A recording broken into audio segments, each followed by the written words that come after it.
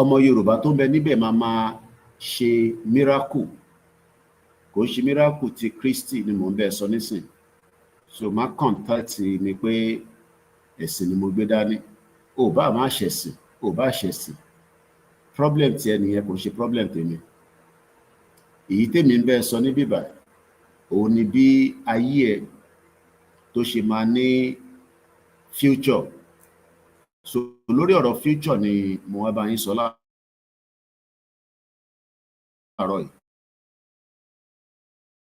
Ẹ bá mi gbọ́ wọlé ṣe àbọ̀ ìkẹ́ dókítà. Aago 4:00 lórí lọ láìpẹ́ ẹ máa gbọ́ tán. Ẹ̀sìn tó ń ṣe kò ní kankan ṣe lémi, bóhun ẹ̀ kò ṣẹ̀sìn, bóhun ẹ̀ kò má ṣe. Èyí tèmi ń jókòó lé lórí òun ni pé ayé ẹ nínú Nàìjíríà ó ti fail. Kò ń ṣèwọ, kò ń ṣe ìmọ̀ ẹ tí o lè ṣe ọ ló máa yí Nàìjíríà padà. Ọ̀ṣínbàjò gbìyànjú gẹ́gẹ́ bí ọmọ Yorùbá. Tí ẹ bá mọ tó ń pè ní Professor Yẹmí Ọ̀ṣínbàjò, ó ṣe gbogbo tí ó fẹ́ lè ṣe nínú wọn Nàìjíríà, ó padà lulẹ̀ náà ni. So kí wá ni ìwọ wá ń sọ fẹ́mi nísìnyí pé Nàìjíríà máa ṣiṣẹ́? Ọ̀ṣínbàjò ní Nàìjíríà fix pẹ̀lú òyìnbó tó kọ́, pẹ̀lú ìwé tó mọ̀, gbogbo ohun tó mọ̀ yẹn tó bá jẹ́ pé ó wá jẹ́ kí gbogbo wa jọ fi ṣe ọ̀rọ̀ Oòduà nation.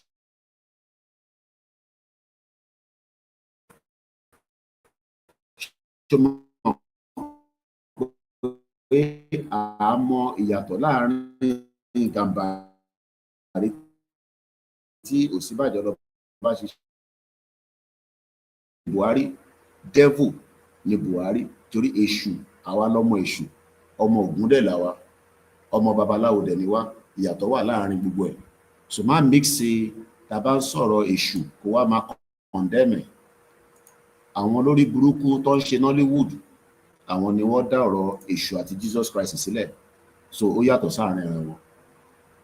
So ẹ bá mi pín ètò yẹn.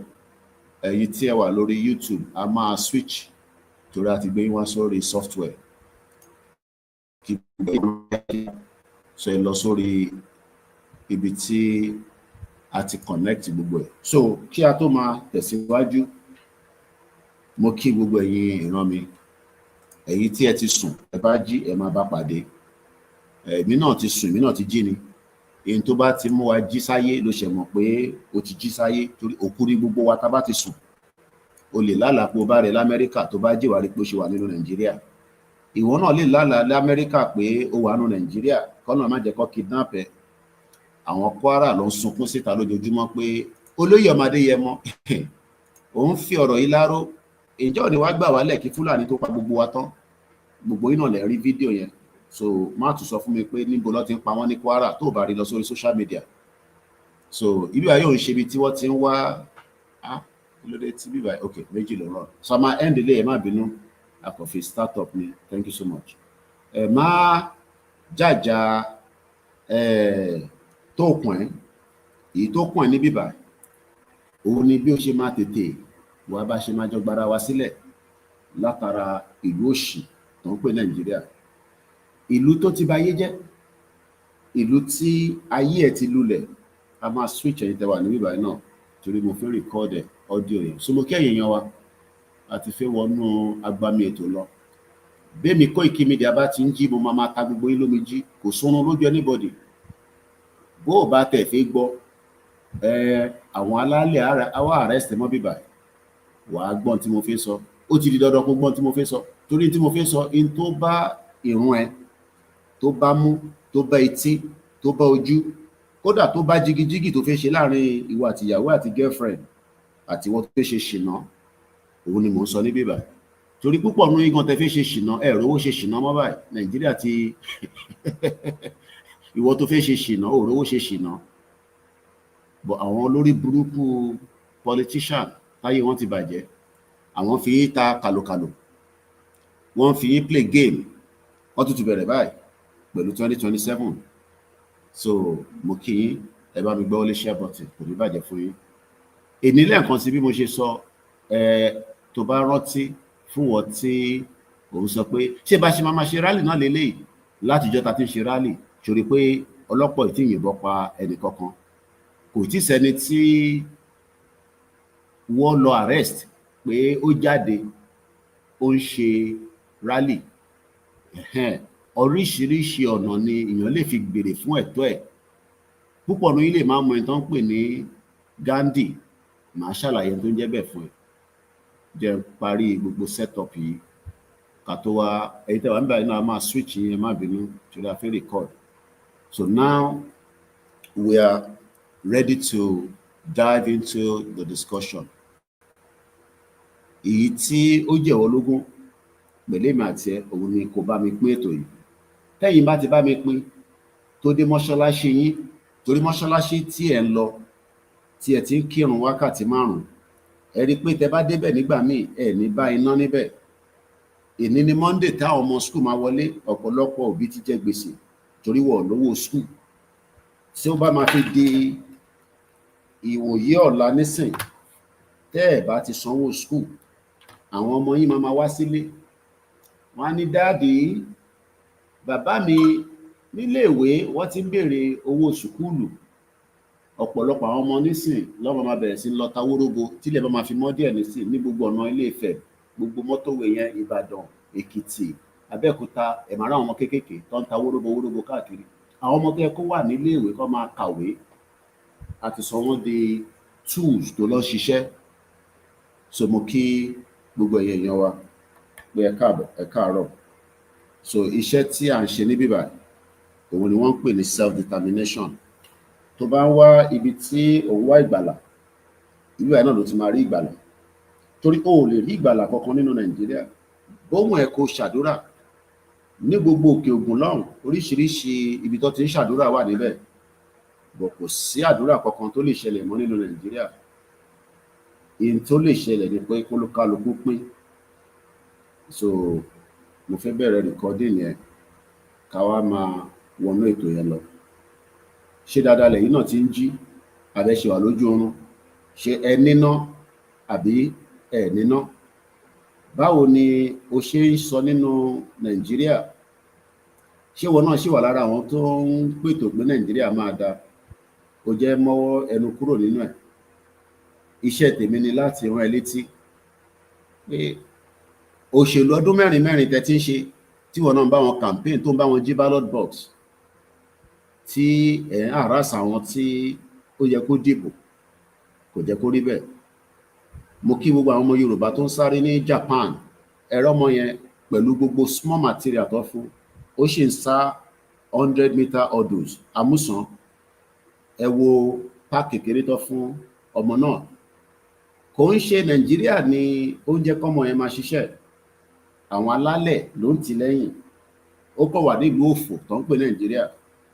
Bẹ́ẹ̀ náà ló ṣe máa rí fún gbogbo àwọn other athletics tó wà nínú Nàìjíríà. So jẹ́ ká gbóhùn sókè láti iléeṣẹ́ wa, láti ìkànnì wa tá à ń pè ní Koikimedia, bringing the world closer to your doorstep. Orúkọ mi náà ni OLAYOMI KOIKI, tí gbogbo yín mọ̀ bẹ́ẹ̀ ni mo wó.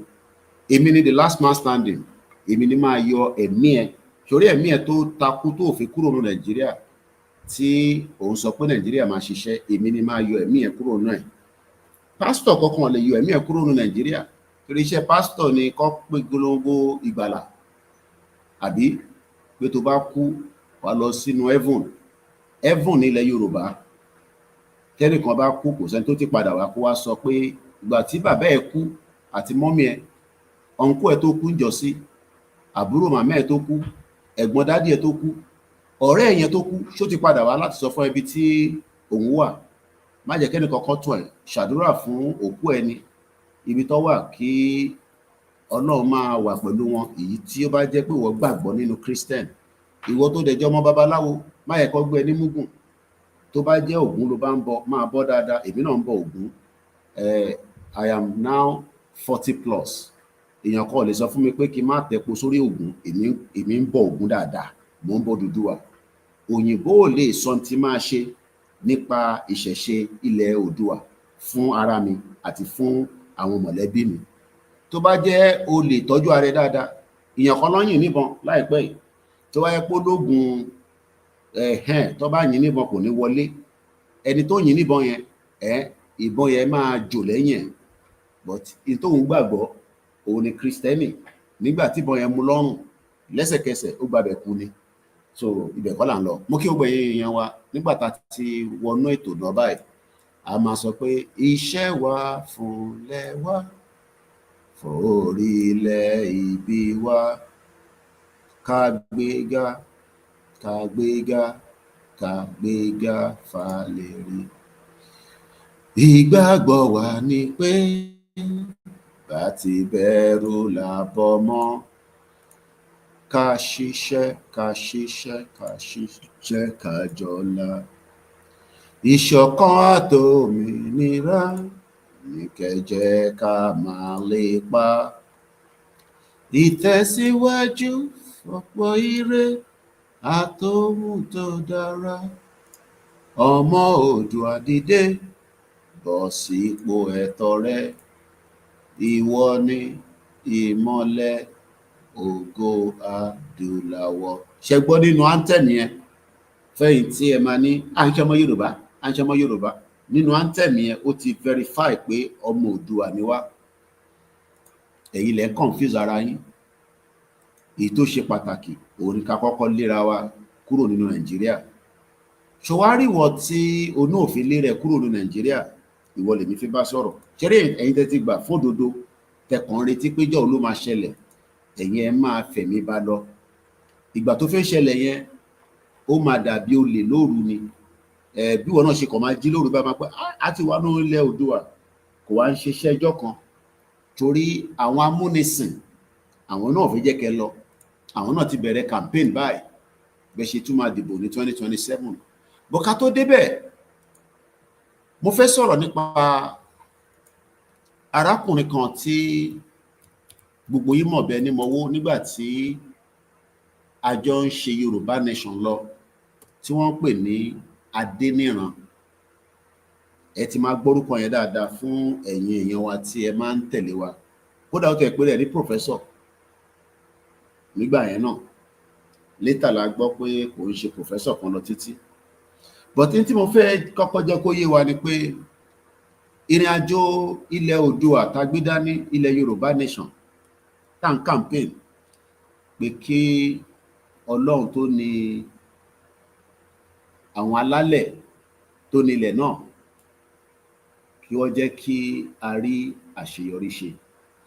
Èmi dẹ̀ mọ̀ pa máa rí àṣeyọrí, a máa rí ṣe, bò kò ń ṣe tó máa wá ní kíákíá torí ọ̀pọ̀lọpọ̀ irú àwọn èèyàn bíi Wálé Adéníran lórúkọ bàbá náà.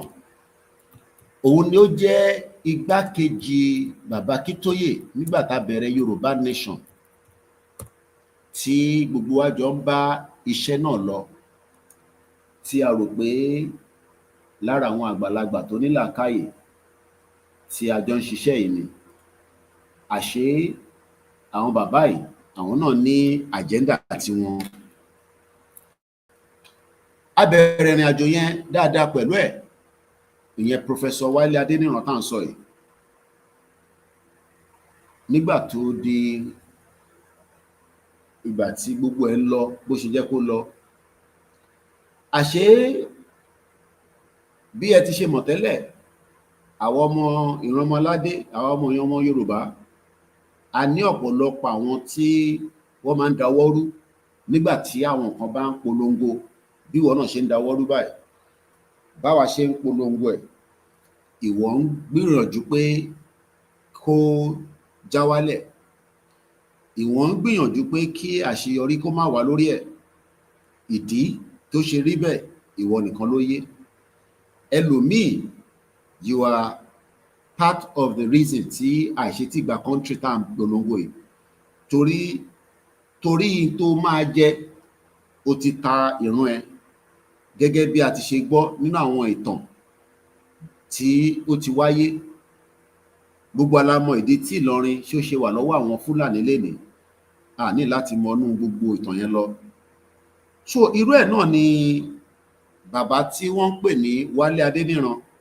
Torí èmi ò rí ìdí tí a máa perú èèyàn bẹ́ẹ̀ ní professor, torí gbogbo professor tèmi mọ̀ wọ́n gbọ́dọ̀ ní làákàyè, wọ́n dẹ̀ gbọ́dọ̀ ní ọgbọ́n lórí. Ẹ má ní kí ló dé tí ẹ wá àtáàkì bàbá yìí.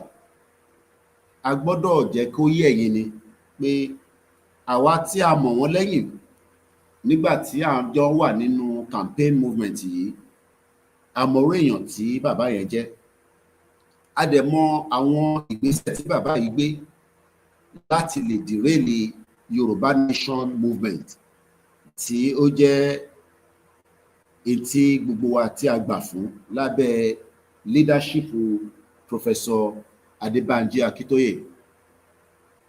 So mo kí ẹ̀yin ọ̀jọ̀gbọ́n pé bàbá ìtútù ti wá jáde o pẹ̀lú àwọn gúrùpù kan tó jáde náà láti ń gbọ́ fìrìfìrì, bọ́ kò jọ yín lójú, kò dẹ̀ gbọ́dọ̀ jọ mí náà lójú, torí gbogbo ala mọ̀ iṣẹ́ tí àwọn olóṣèlú máa ń ṣe láti kó sáàárín àwọn ọmọ Oòduà, àwọn ọmọ ìran ọmọ aládé, àwọn ọmọ Yorùbá tí a ti ń béèrè fẹ́tọ̀ wa, torí wọ́n mọ̀ pé n tá a béèrè fún right wa tí kò ṣeé fọwọ́ rọ́ sẹ́yìn ni.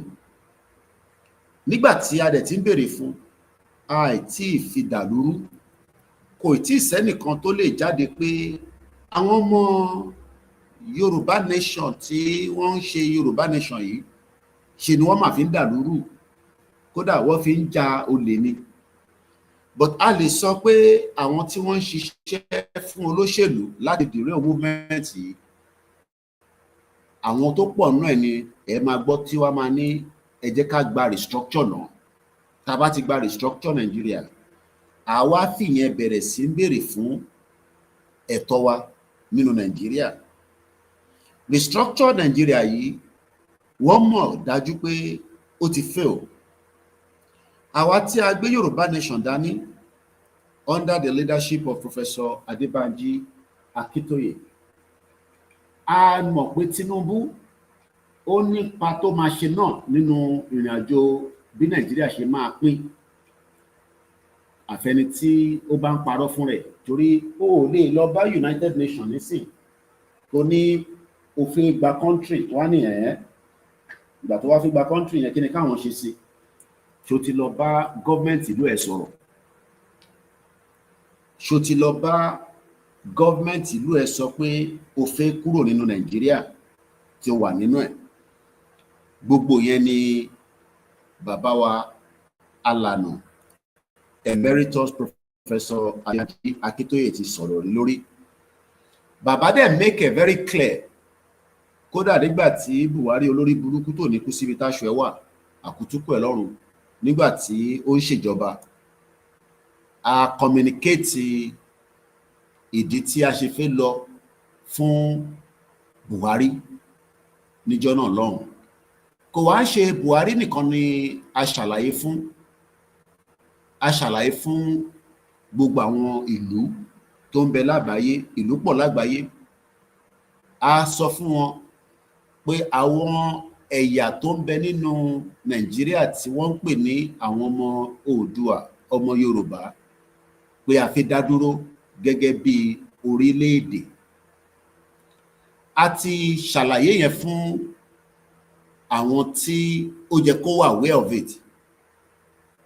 Lẹ́tà ti lọ sí gbogbo ibi tó yẹ kó dé. Ẹni tó wà lórí oyè lénìí tí a mọ̀ sí Jagaban, tí a mọ̀ sí President Bọ́lá Ahmed Tinubu, ọmọ olódò ọdẹ, kọ́lọ́n kó lọ́rọ̀ ẹ̀mí ẹ̀ kó fún lálàáfíà, torí communication, dialogue, diplomacy tí a bá máa ṣe pẹ̀lú ìjọba Nàìjíríà, President Bọ́lá Tinubu la máa direct sí, not Shetima. Àdúrà tí a dẹ̀ gbọ́dọ̀ máa gbà òun ni pé Tinubu ò gbọ́dọ̀ kú sórí oyè tó wà yìí, Ọlọ́run ní mẹ́mí ẹ̀ lọ, torí tẹ́mi ẹ̀ bá ti já, Shetima lẹ́ máa bá sọ̀rọ̀, ẹ kọ́kọ́ mọ̀ yẹn dání dájú náà.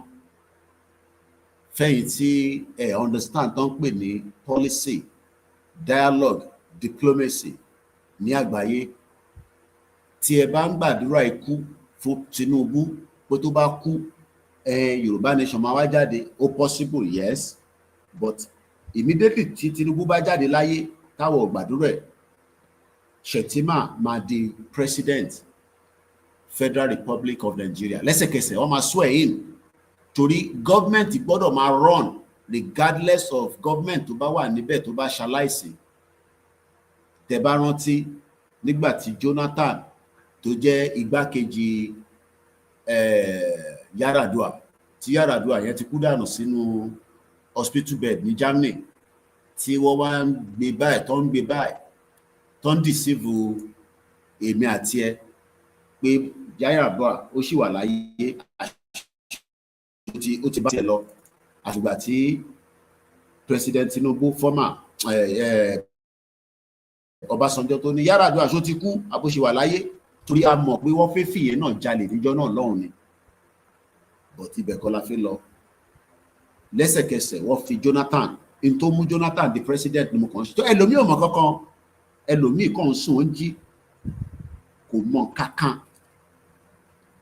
Ìdí tí o ṣe gbọ́dọ̀ jókòó sórí ètò tí wọ́n sọ̀rọ̀ matchmaking, tí wọ́n sọ̀rọ̀ à ń jàjà ẹ̀sìn, tí wọ́n sọ̀rọ̀ wà á lọ gbàdúrà lórí òkè, àdúrà tó fẹ́ mọ̀ ìbí báyìí ló wà. Ní August 6 ẹ máa bá mi ká lọ, mo mú ọ̀rọ̀ olè, bàbá jàgùdà, bàbá 419, màá dẹ̀ fẹ́ kọ́ dá mi lóhùn àwọn tó jẹ́ tiẹ̀ nígbà tó bá gbọ́ ètò yìí tán, àtúnfún yín lésì padà. Bàbá tó ń pè ní Wálé Adéníran olè tó tútù jáde tó ń sọ̀rọ̀ bá ṣe máa restructure Nàìjíríà, a máa bá Tinubu sọ̀rọ̀, Tinubu máa fún wọn ní restructure. Olè ní gbogbo wọn, olè gbogbo wọn pátá. Gbogbo ẹni tó bá ń pariwo Tinubu máa fún wa ní restructure, olè nìyẹn. In tí wọ́n ń béèrè lọ́wọ́ Tinubu nípa restructure kó ló yẹ kó béèrè.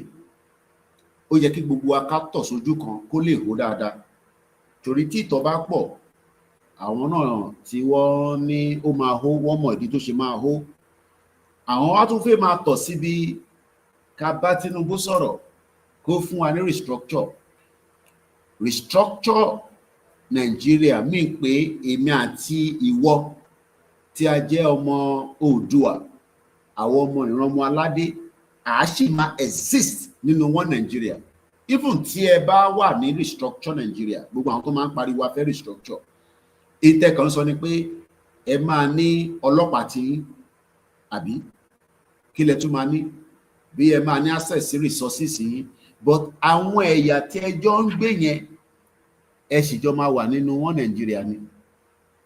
Kí wá ni reason tí ẹ ṣe ń sọ pé can remain in one Nigeria under a failed restructure tí ẹ nílé control border? Torí o lè sọ fún Fúlàní tó ń bọ̀ láti Sahel tó máa gba Kánò wọlé, tó dẹ̀ máa sọ pé ọmọ Nàìjíríà lòun, tó dẹ̀ ń bọ̀ ní Ìbàdàn, tó ń bọ̀ ní Abẹ́òkúta àbí tó ń bọ̀ l'Ékòó, o lè sọ pé kó má wọnú state ẹ nínú restructure ni mo sọ yìí. So gbogbo àfẹ́ sọ̀rọ̀ restructure, àfẹ́ bá Tinubu sọ̀rọ̀ kó wá fún wa ní restructure tí Wálé Adéníran olè tó lóun tún fi lead, àbí tí ó fi lead àwọn oní restructure. Olè ní bàbá yẹn. Ẹ bá mi pariwo olè ajíbolè, olè ajíbolè, bàbá olè nìyẹn bàbá. Torí tí wọ́n bá jẹ́ bàbá dáadáa tó dẹ̀ fi jèrè àwọn ọmọ ẹ, ìwà máa jáde láti máa tún sọ pé ó fẹ́ restructure nígbà tó kúrò nínú Yorùbá Nation Movement tí ó jẹ́ igbákejì bàbá Kítóyè. O ní right láti sọ pé ò ṣe mọ́, kò sẹ́ni kankan tó mú ẹ sí. O ní right láti sọ pé ò fẹ́ Yorùbá Nation, but o lè máa wá sọ fún àwa Yorùbá Nation pé in tó kù nísìnyí ni ká tún wá lọ ṣe restructure. Olè nìyẹn. Kí ló wá kúkú wá ṣe Yorùbá Nation fún? Kí ló wá ṣe Yorùbá Nation fún nígbà tó bá ti mọ̀ pé restructure Nàìjíríà ló ń wá? Olè ajíbolè nìyẹn, Wálé Adéníran, sí ọkọ̀ tó ń jẹ́ professor. Mo ń bọ̀. Mo ti kó lẹ́tà tí a kọ sí Buhari, ó wà níwájú mi ní orí screen, and I think I can share my screen fún àǹfààní àwọn tí wọ́n wà lórí YouTube kí ẹ lè bá rí ẹ̀rí ta ló ilé tó ń sọ pé please don't insult Professor Wale Adeniran, respect is important. Níbo ni respect wà? Ẹ má kí n fún yín ní èpè àti náà ṣépè ní bíbá. Respect is important. Respect ló wà important. Nígbà téèyàn poison ni bàbá Akíntóyè sínú ilé, tó bá yẹ kó ti pa bàbá Akíntóyè ni, ẹ̀yin á máa ṣẹnu yàmùyàmù lórí comment section pé respect is important. Respect is important.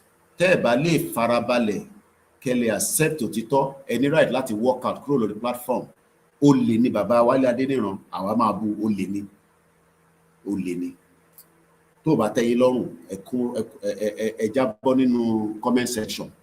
Àbí kẹ́ forí la igi. Problem tí yín nìyẹn. Ọláyọmí Kóìkì lèmi jẹ́. Olè ni bàbá Wálé Adéníran. Ẹ má máa sọ fún mi pé respect is important. Platform yóò ṣe platform tẹ́ máa ti ń káàkiri lọ́dẹ ṣe oníwòlé mọ́. Ibà ìlọ́pẹ̀ ní Koikimedia. Tó bá tẹ́ yín lọ́rùn kẹ́ work out. Àbẹ̀rẹ̀ kọ́kọ́ kó jókòó sí bíbá. Olè ni Wálé Adéníran. Tó bá yẹ kó ti pa bàbá Akíntóyè sínú ilé, tó ń poison bàbá Akíntóyè sínú ilé, ẹ̀yà máa sọ pé ká respect ẹ̀. Ara tá à ń sọ náà nìyẹn. Tó bá jẹ́ pé bàbá Akíntóyè ti kú sí Benin Republic látara evidence pé Wálé Adéníran poison wọn sínú ilé, ẹ̀yìn á wá jáde níṣẹ́ máa sọ pé ká respect ẹ̀ o. Ara tá à ń sọ náà nìyẹn. Bàbá òfò. Mo ní Wálé Adéníran wá jáde nísìnyí, ó lóun fẹ́ restructure Nigeria, pé ká tó wá lọ restructure Nigeria pẹ̀lú àwọn ẹ̀mẹ̀wẹ̀. Ẹ sọ fún wọn pé èmi Ọláyọmí Kóìkì ní Nigeria cannot be restructured because Nigeria ti fẹ́ wà kò lè fún yín ní restructure. Tí mo fẹ́ gbé fúwájú yìí, òun ni lẹ́tà takọ sí Buhari ní August 6, 2022. La kọ lẹ́tà yìí sí President Muhammadu Buhari, olórí burúkú, àkútúkù Buhari náà lọ́rùn báyìí. Òun náà ti bá tiẹ̀ lọ. Màá kọ̀ fún yín ní just a brief of that letter. Màá wá lọ mú ìtakọ sí Tinubu náà wá. Bọ̀ nígbà tá à ń kọ lẹ́tà sí Buhari ní 2022, Wálé Adéníran ó sì wà nínú Yorùbá Nation campaign.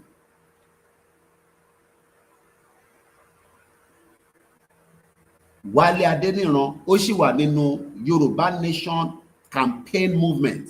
Torí campaign làwa ń ṣe. Kò ṣe dandan kó gbàgbọ́. Tó bá náà ṣe, kò sẹ́ni tó máa mú ẹ sí. Problem tí ẹni yẹn. Tá bá délẹ̀ lérí, àwa kọ́ la fẹ́ ṣe. Gbogbo ọmọ Yorùbá tó jẹ́ 60 million plus ló máa ṣe Yorùbá Nation. Wọ́n ò ní ṣe ìjọba Yorùbá Nation lẹ́yìn any one of us. Ìjọba Nàìjíríà tó ń ṣe nísìn, ó lẹ́tọ̀ọ́ láti question wọn fún nǹkan tó ń ṣe. O gbọ́dọ̀ accept ẹ̀ gẹ́gẹ́ bí ọmọ ìlú. Bí mo ṣe wà ní Áfíríkà lọ́wọ́lọ́wọ́ báyìí, in tó ń ṣe ní United Kingdom, ó gbọ́dọ̀ kàn mí. Mo ń wo program arábìnrin kan lórí YouTube lánàá. Àwọn máa ń sọ̀rọ̀ nípa ọ̀rọ̀ immigration. Mo dẹ̀ wá ń sọ lánàá, mo ní bíbá nìkan ni channel tó link Yorùbá Nation pẹ̀lú international news. Kíkọ̀ sáré mú bẹ́ẹ̀ jáde nígbà tí mo ń gbọ́ program gẹ́ọ̀ yẹn, ó ń sọ̀rọ̀ nípa ILR. Ara ta sí sọ pé ká dá dúró nìyẹn. Nínú restructure, ẹ lè gba immigration ní kẹ́ take control of it. You will still be part of Nigeria. In tó dẹ̀ jẹ́ one of the biggest thing tí àwọn diaspora ń face nílùú òyìnbó, òun ni immigration. And o lè control immigration tó bá ṣì wà London restructure Nigeria òfò tí gbogbo wọn pariwo. O lè control ẹ̀. UK nísìn lè control immigration wọn because sovereignty wọn ni, ìlú wọn ni. But tí wọ́n bá ní àṣìfẹ́ wà ní wọn Nigeria, báwo ló ṣe fẹ́ stop àwọn ẹ̀yà tó kù? Kò ń ṣe dandan ní kí gbogbo èèyàn wọlé náà. Ṣé gbogbo èèyàn ló máa fún ní visa láti lọ sí America, sí UK, sí Canada, sí even gan Turkey, ó máa gba visa lọ ni. Mo mọ̀yàn tí 2 years ago tí a apply visa fún lọ sí Turkey tó reject. Ambos bọ́ sí South Africa, púpọ̀ ní máa gba visa ni. Ó lè pàgìdì wọ plane ní sípò lọ South Africa. Ó tó bẹ́ẹ̀. Ìtàn pè ní pé àwọn làwọn control border wọn nìyẹn. Ó lè wà nínú wọn Nigeria kó control border láyé kò possible.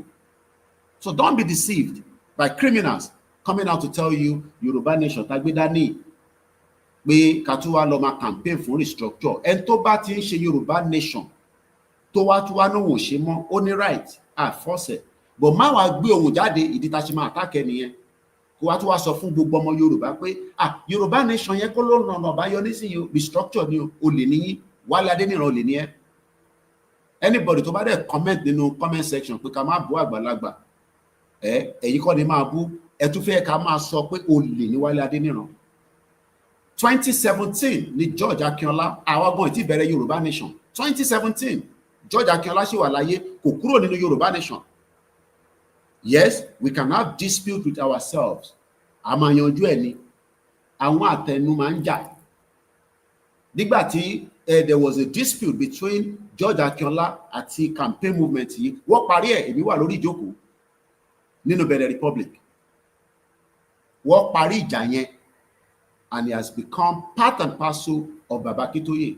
Kò dẹ̀ bú Baba Akintoye, ó respect Baba Akintoye, but sometimes there might be dispute. Lẹ́ni òun ni gbákejì Baba Akintoye ní homeland. Ẹni tó jẹ́ igbákejì tẹ́lẹ̀ yẹn, òun kẹ́lẹ̀ farabalẹ̀ gbọ́n tí mò ń sọ. Ẹni tó jẹ́ igbákejì Baba Akintoye tẹ́lẹ̀, òun ló tún wá ń jáde nísìnyí wá ń sọ fún gbogbo ọmọ Yorùbá pé ká tó wá lọ ṣe restructure. Ẹ wá ní ká má pè ní olè ni.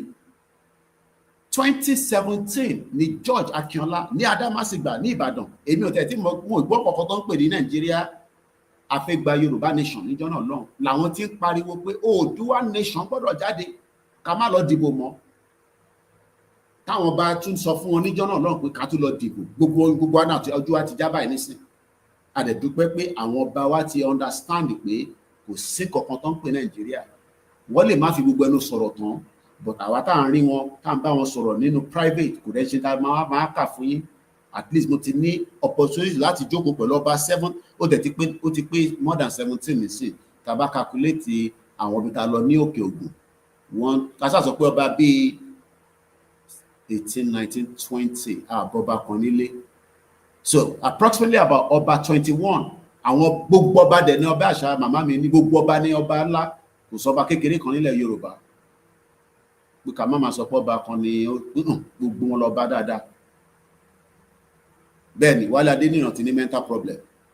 Tíyàn bá dẹ̀ dàgbà tó ti ní dementia, lọ́jọ́ kò kọ́ máa tọ́jú ẹ̀. Àìmọye àwọn tó ní dementia nílò òyìnbó tó ń tọ́jú, tó dẹ̀ máa dàgbà títí tó máa dògbò, tó dẹ̀ gbọ́dọ̀ pa wọ́n.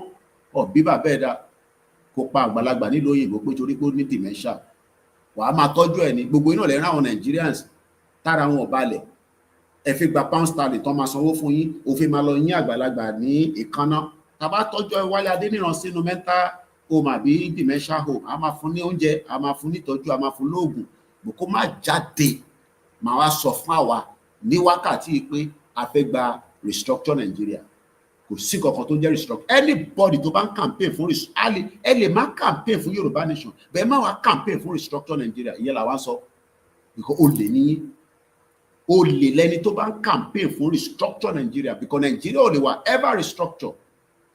Ọlọ́run adé fún gbogbo alẹ́mì gúngùn, gbogbo táwa ń sọ yìí ojú gbogbo ló máa já. Bó bá wùn yín ká gbà, bó bá wùn ká má gbà, but nǹkan kan ń bọ̀ tó máa ṣẹlẹ̀ sínú Nàìjíríà, gbogbo wa la máa jọ rí. Kò ń ṣe Yorùbá nation ló máa bẹ̀rẹ̀ wàhálà Nàìjíríà. In tó máa bẹ̀rẹ̀ wàhálà Nàìjíríà ó ń bẹ ní north. Wá bá Tinubu fan tó tán lẹ̀, wá bá President Bola Tinubu fan tó tán lẹ̀, wá fa ìdí ẹ̀, wá fa gbogbo ẹsẹ̀.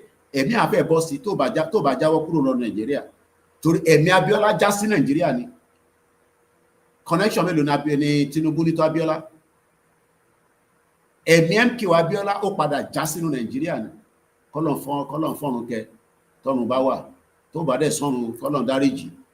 Torí gbogbo ìtòun náà ṣe sí ilẹ̀ ìsáwó lọ́wọ́ òun ló lọ lọ́nkàn yẹn, tó kó gbogbo investment ẹ̀ tó lọ́ kó sí north. Just like bí Tinubu ṣe ń kó gbogbo ẹ̀ lọ sí north, tí kankan bá ṣẹlẹ̀ north ló ń kówó sí, òun àti Ṣèyí Tinubu tó ń dáwó síbẹ̀. Ilẹ̀ Yorùbá ní problem kò wọ̀ support ẹ̀. So ẹ jẹ́ ká sáré wo lẹ́tà tí a kọ sí Buhari, olórí burúkú sí bàbá. Olórí burúkú sí bàbá, ó ti bá tiẹ̀ lọ báyìí nísìn. So lẹ́tà tá a kọ sí Buhari ní August 6, 2022, Wálé Adéníran sì wà nínú campaign movement pẹ̀lú wa. Kí ni tó wá yàtọ̀? Kí ni nǹkan tóun ṣẹ̀ wá rí? Tó ṣẹ̀ wá ń sọ fún wa léni pé wọ́n Nàìjíríà yẹn o. Ẹ má bínú, kí ni ẹ ti lọ àbí? Ẹ má dáhùn náà jàre, bàbá mi Kúnlé Ṣítà ní àṣà fún mi, please don't insult àgbàlagbà. Ṣé àgbàlagbà nìyẹn? Àgbàlagbà gbọ́dọ̀ máa dàgbà kí a mọ̀ pé àgbàlagbà lélẹ̀. Kò ṣe dandan kó ṣe Yorùbá nation mọ́, but in tí a fi jáde fún ni pé ó wá sọ̀rọ̀ pé kí ọmọ Yorùbá tó wá accept restructure Nigeria, and that for us is a lie. Number, I think I lost my screen. Ẹ jẹ́ ká padà ká tún share screen again. Ká sáré gbé yín débẹ̀. Share the program and invite others to do so. Tí wọ́n bá ń sùn, èmi á máa jí ẹ. Kó tó pè ìrun àsùbá, èmi tí ń ṣiṣẹ́ tèmi lọ. Kó tó máa ṣàdúrà àti gbogbo àwọn pásítọ̀ yín láàárọ̀, tí tó bá máa fi dago 7 sí sago 8, pàtẹ́wọ́ rẹ̀ ò kọ́ lọ́rẹ́ lè dá oríṣiríṣi prayer a máa lọ lórí social media. Àdúrà kan làwọn ń ṣe ní bíbá. Torí gbogbo àdúrà tá nídìí nísìnyí ni ká kúrò ní Nàìjíríà, ìlú òfò, ìlú tó ti bayé jẹ́, ìlú tí kò ní làákàyè kankan.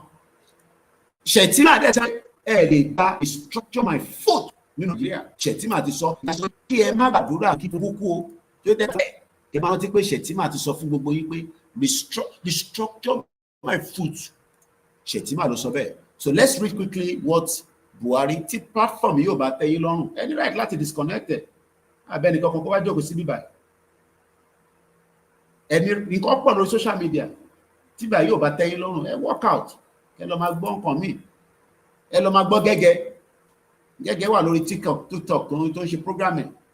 Ẹ lọ máa wo Ida Basi tó ń ṣe rẹsì. Ẹ lọ máa wo Reno. Ẹ lọ wo AIT.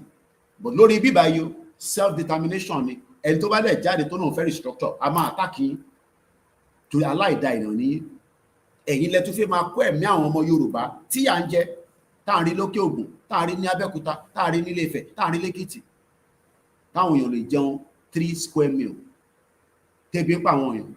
Mo pítì ẹ̀ tẹ́ wà ní diaspora tẹ́ ń sọ pé Nàìjíríà máa da ọ̀rọ̀ tí yín mò ń bọ̀ àbọ̀ abá ni. Ṣé ẹ jẹ́ ká sáré kà kíákíá torí àsìkò. August 6, 2022 láti ilé-iṣẹ́ Koikimedia, mo lè confirm pé Wálé Adéníran was still in this movement. Nígbà tá a kọ lẹ́tà yìí, kò tí kúrò nínú Yorùbá Nation. Màá fún yín níjọ́ tí Wálé Adéníran tó exit Yorùbá Nation. Ẹ jẹ́ sáré mú screen yẹn wá fún yín.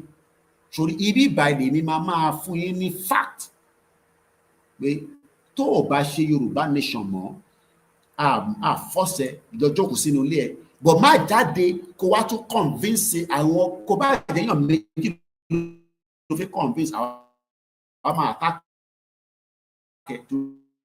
bí o lè nìyẹn lórí ọ̀rọ̀ Nàìjíríà. Wálé Adéníran return 3 screen yẹn lẹ́ ń wò níwájú mi. Fẹ́yìn tẹ́ ń sọ jágbajàgba ẹ̀yin tẹ́ bá fi rójú ẹ̀ sáré lọ sórí YouTube. Published on June 11, 2023, Yoruba leader Professor Adeniran returned from exile and write Tinubu. This was in 2023. 1 year after ta kọ lẹ́tà sí Buhari ni bàbá òfò, bàbá burúkú yìí, olójó òwìwí ló jáde kúrò ní Benin Republic, ló padà sílé. Òun ló mọ reason tó ṣe padà lọ sílé. Ìyẹn ò ṣe problem tèmi. Òun ó náà ò ṣe mọ́, accepted. But ìdí tá a ṣe ń sọ̀rọ̀ sí ta fi ń pè ṣàkíyèsí pé ìrọ̀lẹ́ ń pa bàbá olè níyìn. Ẹ jẹ́ n ka lẹ́tà tí ó kọ sí Tinubu, màá tó wá padà sí ti ìtakọ sí Buhari. Ojú ẹ̀ lẹ́wọ̀ yẹn, ojú òwìwí bàbá yẹn, òun lẹ́wọ̀ yẹn, fẹ́yìn tẹ́ ẹ̀ bá dá mọ̀. Èmi màdáyàn kankan lóhun, ṣé mi wo èmi mọ anybody rí ni? Èmi mọ anybody rí.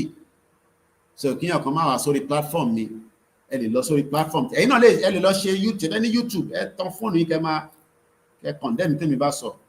Bọ̀ lórí platform tèmi, tèmi bá sọ àṣẹ́gun ni. Èmi wà nínú movement yìí, ó yẹ kí máa sùn.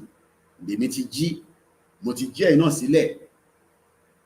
Wálé Adéníran bá jí láàárọ̀, a máa bá ilé nínú yàrá ẹ̀ pẹ̀lú àwọn mẹ̀wẹ̀. Bẹ́ẹ̀ bá dẹ̀ fún mi lésì, màá tún dá yín lóhùn. Bẹ́ẹ̀ bá fún mi lésì, màá dá yín lóhùn. Mo ní gbogbo time ẹ̀. Ẹ jẹ́ kí n gbé yín débẹ̀ ní kíákíá. Wálé Adéníran kọ́ Wálé Adéníran ni. Ó kọ lẹ́tà sí Tinubu nígbà tó dé. Ẹ jẹ́ kí n kà fún yín. The former deputy leader of Ìlànà Ọmọ Oòduà, ṣé gbọ́? The former deputy, òun ni igbákejì Bàbá Akíntóyè tó ń poison Bàbá Akíntóyè sí Benin Republic. Ìyẹn ọ̀rọ̀ ọjọ́ mi ni. Tó ń poison bàbá yẹn, tó fi pa bàbá yẹn. Tó bá jẹ́ pé ó rí Bàbá Akíntóyè pa, tó bá jẹ́ pé ó rí Bàbá Akíntóyè pa, bí ó ṣe máa di tí a máa sọ kíni lénìí. But ikú bàbá Akíntóyè, ikú olóyè Ìgbòho kò sí lọ́wọ́ ẹnìkankan àti ikú Koikimedia. Ẹ bá sáré títí dọ̀la, ikú wa ò sí lọ́wọ́ yín. Bẹ́ẹ̀ni. Torí ìta gbé dání kò ṣe fáǹfààní tèmi nìkan. Àbá àǹfààní mi ni. Ṣáǹfààní mi ni ẹ kọ sínú comment section. Ṣé mo sọ fún ẹ pé ìyà ń jẹ mí? Ìyà ò jẹ mí, ìyà jẹ Ìgbòho, ìyà ò jẹ bàbá Akíntóyè.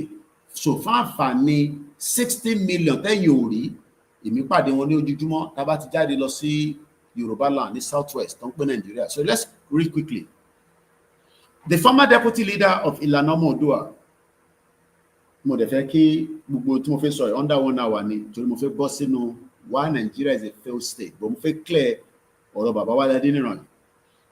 The former deputy leader of Ìlànà Oòduà, Professor Wálé Adéníran, has returned to Nigeria from exile. Adéníran left Nigeria in May 2021 alongside Professor Adebanji Akintoye at the peak of Yoruba nation's struggle for self-determination and settled in the Republic of Benin. In a statement he issued at the weekend in Ile-Ife, Osun State, the elder statesman called on President Bola Tinubu to return the nation to its former glory. Ó sọ fún Tinubu pé kó return Nigeria to the former glory. Ṣé bí ẹ̀yin ṣe dàgbà tó, ẹ̀yin tẹ́ ń wò mí nísìn, bí ẹ̀yin ṣe dàgbà tó, ṣe fi pé Nigeria lè padà sí former glory ẹ̀. Kí ni former glory ẹ̀? Kí n kàn fún yín tẹ́ ẹ bá mọ̀. Màmá tèmi lọ sí London, kò gba visa wọlé. Yes, because last born màmá mi, màmá tó bí mi, tó bí Koikimedia, last born wa UK lọ bí sí. These are the former glory tí bàbá burúkú tó ń sọ pé kí Nàìjíríà return sí. Ẹ farabalẹ̀ kẹ́gbọ́n àárín bíbá yìí o, torí nǹkan yẹ ọ̀pọ̀lọpọ̀ yìí tẹ́ máa wò mí o. Torí àwọn kan ti sọ nísìnyí pé àwọn àtàkì bàbá Wálé Adéníran. O lè ever rí that glory mọ́, màá ṣàlàyé fún ẹ̀dí. Ẹ gbọ́ mi yé. Former glory tí wọ́n ní kí Tinubu dá Nàìjíríà padà sí. That means pé kí Nàìjíríà padà síbi tí àálè ẹ ṣe gan yìí gifters ẹ ṣe gan. A lè lọ sí UK láì gba visa. Ṣé ó possible pa lè wọnú UK táwọn ní gba visa in another 10 years after tí Tinubu bá ṣe tán? Ẹ bá mi kọ sí comment section. Because these are the former glory of Nigeria tó ń sọ. Àwọn èèyàn respond náà, ẹ bá mi kọ sí comment section. Màá kicking out Aristo Titus, màá kicking out. Ẹ máa wá disturb platform wa. Ẹ ní Facebook, ẹ ṣe tán Facebook tí kẹ máa ṣe program, màá kicking out. Màá kicking out. Mo mọ ẹni kankan rí o, I don't trust anybody, mo mọ ẹni kankan rí o. Mo san lórí gan, mo mọ ẹni kankan rí o. Tí bá tempo bí ṣe ń sọ̀rọ̀, torí màmá tó bí mi ni àtàwọn ìyàwó mi o, mo gbádùn tó yẹn o. Gbogbo jàgbàjàgbà tẹ́ ń kọ́ yẹn, màá kicking out. Mo sọ fún yín lẹ́ẹ̀kan tí bá yóò bá tẹ́ yín lọ́rùn, torí ẹ máa forí gbèpè lọ. Tẹ́ ẹ bá fi forí gbèpè lọ, mo mọ ẹni kankan rí o, mo mọ àgbàlagbà, mo mọ arúgbó, mo san lórí gan o. So tí yóò bá tẹ́ yín lọ́rùn, ẹ walk out of the platform. Màá kicking out. So comment òṣì sí bíbá yìí o. Tẹ́ bá ń fún mi lówó tẹ́lẹ̀, ẹ yá stop owó yẹn. Tí bá dé London, màá lọ fagbùrù, màá lọ ṣiṣẹ́ cleaning, màá máa rówó. Mo bẹ̀ ẹ́ kankan o. Tẹ́ bá fẹ́ respect elders tẹ́ bá fẹ́ respect, ẹ respect ẹ̀ sínú ilé yín, sínú yàrá yín.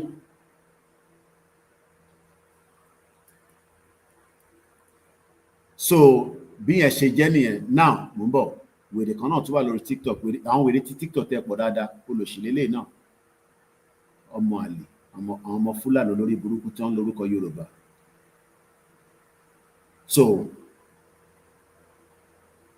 alright, olórí burúkú ni bàbá tí ó ń pè rẹ̀ ní kíní, mo ti block ẹ, olóṣì ni, kò ní gbọ́ràn, ọmọ àlè, wrong bastard, bàbá òfò. Lára àwọn bẹ́ẹ̀ ni Wálé Adéníran olóṣì lórí burúkú, mo ti ní wèrè dáadáa. Ìwọ ló kúkú fẹ́ gbọ́ program kò dé ráyè gbọ́ mọ́. Àbẹ̀ kò wá jókòó sí bíbá, àbẹ̀yàn ní bíbá. Mo ti kíkì wèrè out tó lò ṣe ni. Lára ọmọ bàbá òfò náà lòun náà. Ọ̀pọ̀ bẹ́ẹ̀. Ó ní you are like Simon Ekpa. Bẹ́ẹ̀ ni, I am like Simon Ekpa. Ọlọ́run dẹ̀ máa tún Simon Ekpa sílẹ̀ ojúmọ́ àti gbogbo yín. Ó kù díẹ̀ ni. Nàìjíríà máa pín, ìjà ń bọ̀.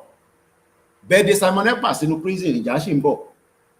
Ìyàn stop ìjà, but àwa máa ṣe tiwa without no fighting ni. Mo ti block ẹ olórí burúkú. ó pè rẹ̀ l'Aristotle ọmọ àlè born bastard. Ẹ ká padà sórí ètò torí mo fẹ́ pẹ́ 1 hour mo fẹ́ fi ṣe ti Wálé Adéníran lórí burúkú yìí ká lè wọnú Nigeria is a failed. Now mo ní ẹ dá mi lóhùn wọ́n ní kí Tinubu dá Nàìjíríà padà sí glory state. Bẹ́ẹ̀ ni wèrè pọ̀ lórí TikTok gan. Ẹ ṣé jàre brother mi MSK81. Ẹ kálẹ́ ìyá wa gbogbo ẹ̀yin tẹ́ ń wò mí láti Amẹ́ríkà. Ẹ̀yin ti wà lọ́wọ́ ọ̀gànjọ́ òru àwa ti aago 5 ni ní bíbà níjẹ̀bú òde. Láìpẹ́ níṣẹ́ máa gbọ́ tán máa bẹ̀rẹ̀ sí pé ìran àsùbá àdúpẹ́ fọ́lọ́run pàtìjí sáyé. Àìdẹ́ máa gbọ́ kúkúrúkú. O lè gbọ́ kúkúrúkú l'Amẹ́ríkà. O lè àfi tó bá gbé nínú abúlé o lè gbọ́ kúkúrúkú. So money, the former glory was when my parents, mama tó bí mi lọ́mọ, tó wọ UK pẹ̀lú equivalent of 1-to-1. And I know that because last born tó jẹ́ mama tó tí mama mi bí tó jẹ́ last born wa UK lọ bí sí ní 1980 on a private hospital ló fi dé tó ní British passport. Ẹ farabalẹ̀ kẹ́ gbọ́ bí báyìí táwọn tó ń béèrè pé Nàìjíríà máa padà sí former glory àwọn wèrè. Báwo ni Nàìjíríà ṣe wá decline from 1980 tí Nàìjíríà wà powerful tó ní owó gẹ́gẹ́ bí a ṣe gbọ́ tá ń ṣọlá tá ń ṣe yàntàn mi tá rò pa ti wà nínú crude oil tá abandon gbogbo agriculture àwa náwó crude oil wọ́n náwó crude oil MKO bá wọn ná Alákìjà bá wọn ná gbogbo wọn lọ́jọ́ ná olè ní gbogbo wọn lọ́jọ́ ná gbogbo àwọn ọmọ Yorùbá náà bá wọn ná ẹ̀ gba oil block níbí gba oil owó tó ṣe bí Saudi Arabia ṣe ń distribute oil block káàkiri nìyẹn. Ṣé bí Saudi Arabia wèrè oríṣiríṣi ló wà lórí TikTok a máa blọ́ọ̀kì púpọ̀ nù yín ní àwọn ọmọ àlè.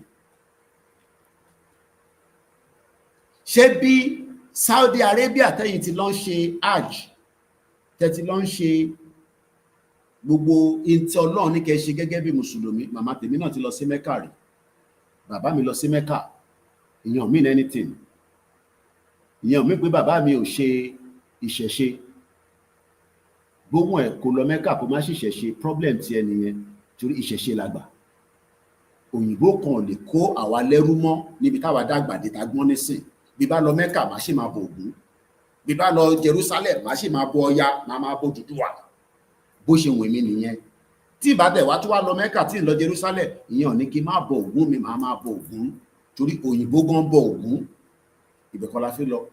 Báwo ni Nàìjíríà ṣe fi wá padà sí former glory ẹ̀ níbi tí Nàìjíríà ti pound sterling láàárọ̀ yìí ẹni tó máa ń send owó fóònù yẹn lélẹ̀ ìmọ̀ ń bọ̀ ẹjọ́ sáré lọ sọ́dọ̀ ẹ̀wù mi tó bá máa fi dàárọ̀ yìí ní sí ọmọ máa send iye tí náírà jẹ́ fẹ́yìn tẹ́ ẹ̀ ní làákàyè tó ń sọ fún yín pé Nàìjíríà máa padà sí restructure á wá padà sí glory èyí lọ́wọ́ wà bẹ́ẹ̀ òun lélẹ̀ ìwù mi money changer London ló wà mo fi lọ wo èlò lówó tó send sí mi lánàá òun lélẹ̀ Wùmí money transfer ó send ní 11:30 a.m. òun lélẹ̀ Nigeria rate to the commission 2070 naira ló máa fi gba £1 tí bá fún ní £1 nísìn ó gbọ́dọ̀ send 2070 naira sí àkáǹtì mi nínú Nigeria but ó lè send £1 minimum of kásá sọ pé minimum of tó bá send £100 ó máa yọ £4 lórí ẹ̀ but £1 lẹ́ni £1 pọ́n kan wọ́n yàn kí mo mú pọ́n wá bíbà tó ẹlòmíì ò mọ̀ tán pè ní pound specimen tẹ̀lélẹ̀ òun ní ìtàn pè ní pound ní pound sterling tó bá mọ̀ pound sterling owó tó ń rí nígbà tí màmá mi ná London ní 1980 ìgbà yẹn ní Nàìjíríà wà ní glory state o sílè kan £1 owó tó ń wò lọ́wọ́ mi specimen lélẹ̀ £50 lélẹ̀ owó yìí ni màmá mi ṣẹ́ pẹ̀lú náírà tó lọ fi bímọ sí London tí ọkọ ẹ̀ fún lówó ni o òun lówó tiẹ̀ ọkọ ẹ̀ because màmá mi sọ reason tó ṣe lọ bí last born wá sí London yẹn ṣe fún public ó wá gbéra láti Nàìjíríà kò gba visa because visa on arrival ní UK ní 1980 èèyàn kan ṣẹ̀ wá ń sọ fún ìwọ pé Nàìjíríà máa padà sí former glory ẹ̀ but Tinubu ló máa gbé wa lọ síbẹ̀. Ṣé Tinubu lè tò Nàìjíríà padà sí former glory ẹ̀? Ìbéèrè ńlá ni o. Why are we deceiving people? Àwọn ìtìgbà country nísìn, we are telling you that Yorùbá nation lọ́mọ àbáyọ gbogbo problem tí ẹnìyẹn yan ṣe problem tèmi. Nàìjíríà ò lè padà sí former glory, is a failed country. Why ta ṣe wá parọ́ fáwọn èèyàn pé Tinubu kó gbé wa padà sí former glory? Ṣé Tinubu ní capacity láti push ẹ padà sí former glory tí a fi máa gbádùn bí màmá tèmi ṣe gbádùn ní 1980? Màmá mi tó wá gbádùn Nàìjíríà ní 1980 ó wá sá lọ kúrò ní Nàìjíríà ní 1992. Ṣé ń bá àwọn wèrè àtàsẹ́wìn tán pè ní elder statesman. Màmá tó ní owó tó ṣe ó ṣe náírà ó ṣe sí pound sterling ó lọ bímọ not on NHS. Ìyàtọ̀ NHS ni pé ẹni tó ń bímọ irú èmi nísìn NHS ni mo ti bí àwọn ọmọ mi, níbẹ̀ níyàwó mi ti bí àwọn ọmọ mi, ọ̀fẹ́ nìyẹn. Èmi gan tí mò ń gbé ní London mo tó bẹ́ẹ̀ láti lọ bímọ sí private hospital. Níbo ni mo ti fi rówó yẹn? Wèrè kan ṣe wá ń sọ fún wọn pé Nàìjíríà máa padà sí former glory ẹ̀ tí màmá tèmi lọ bímọ sí London ní 1980. Ó dà kórí yín ò pé tẹ máa ń gbọ́ àwọn tó ń sọ jágbajàgba. Mo ní bíbẹ̀ ló ti máa gbọ́ òtítọ́. Bomb bastard. Idiot all over the place. Do you know what it means to give back to UK citizen in 1980? Privilege ni. Ìyẹn ló ṣe ń pè wọ́n ní Tòkunbọ̀. Ẹni tó bá bí sí lóyìnbó ló ń pè ní Tòkunbọ̀. Ìmíṣẹ́ wa lọ jìyà ní more than 15 years ní that same country tí màmá tèmi láti lọ tó ẹ̀kọ́ lọ bí èmi náà ní 1978 sí UK. Ó rò pé Nàìjíríà dání kí n gbé lọ bí mi sí UK ní 1978. I was born in 1978. Idiot kan wá sọ fún wa nísìnyí pé Nàìjíríà máa dá ní 2025. Èpè lẹ́ máa gba gbogbo yẹn ní ṣoríire. Bomb bastard all over the place. Idiot. Ṣé restructure ló máa wá fún wa ní that same privilege yẹn padà nísìn? Àbí ká gba country wa ká develop policy ká develop economy so that ìlú tí a fẹ́ lọ bá yẹn a máa respect wa based on your economic plan. Mo ní Florida lásán ní America wọ́n raise $1 trillion every year. Idiot all over the place. Mélòó ní Florida sí Ọ̀yọ́ state?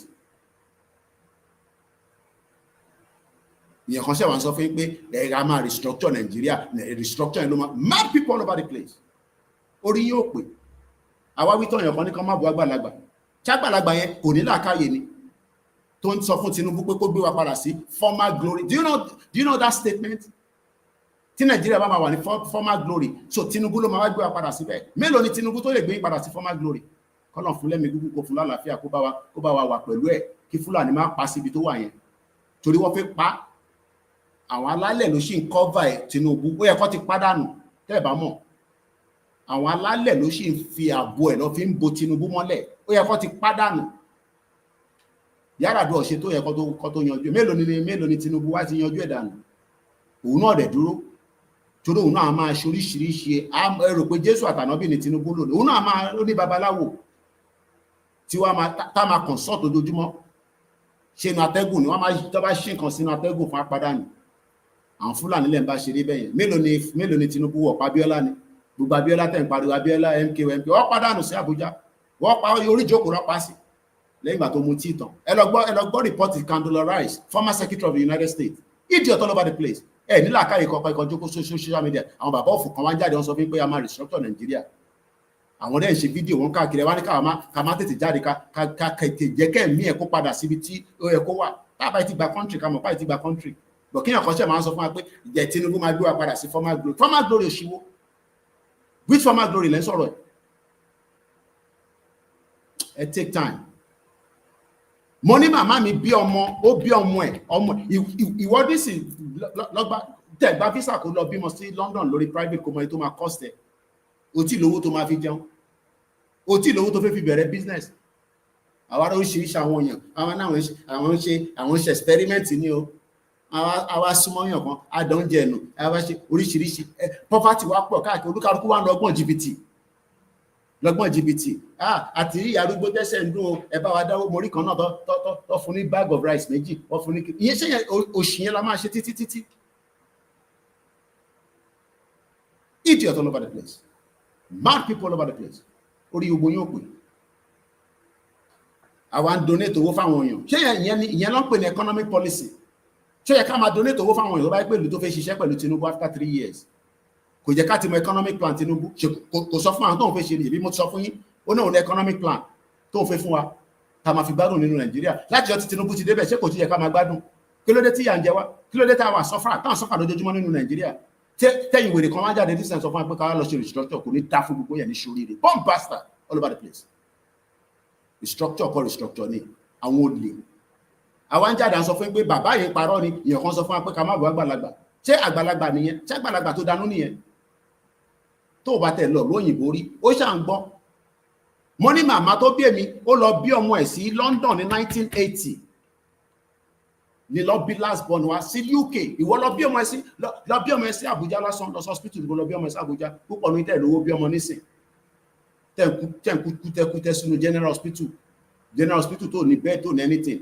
tẹ́ ń gbé generator lọ sí UCH ní Ìbàdàn èèyàn kan ṣe àwọn sọ fún pé a máa padà sí former glory wa báyìí láti fẹ́ padà sínú former glory wa in this messed up shit hole country tó ń pè Nàìjíríà in tàn sọ fún yín nìyẹn idiot all over the place kí lẹ sọ sá bàbá Abámidélé wọn ní restructure cannot give our ọmọ aládé full control of our resources.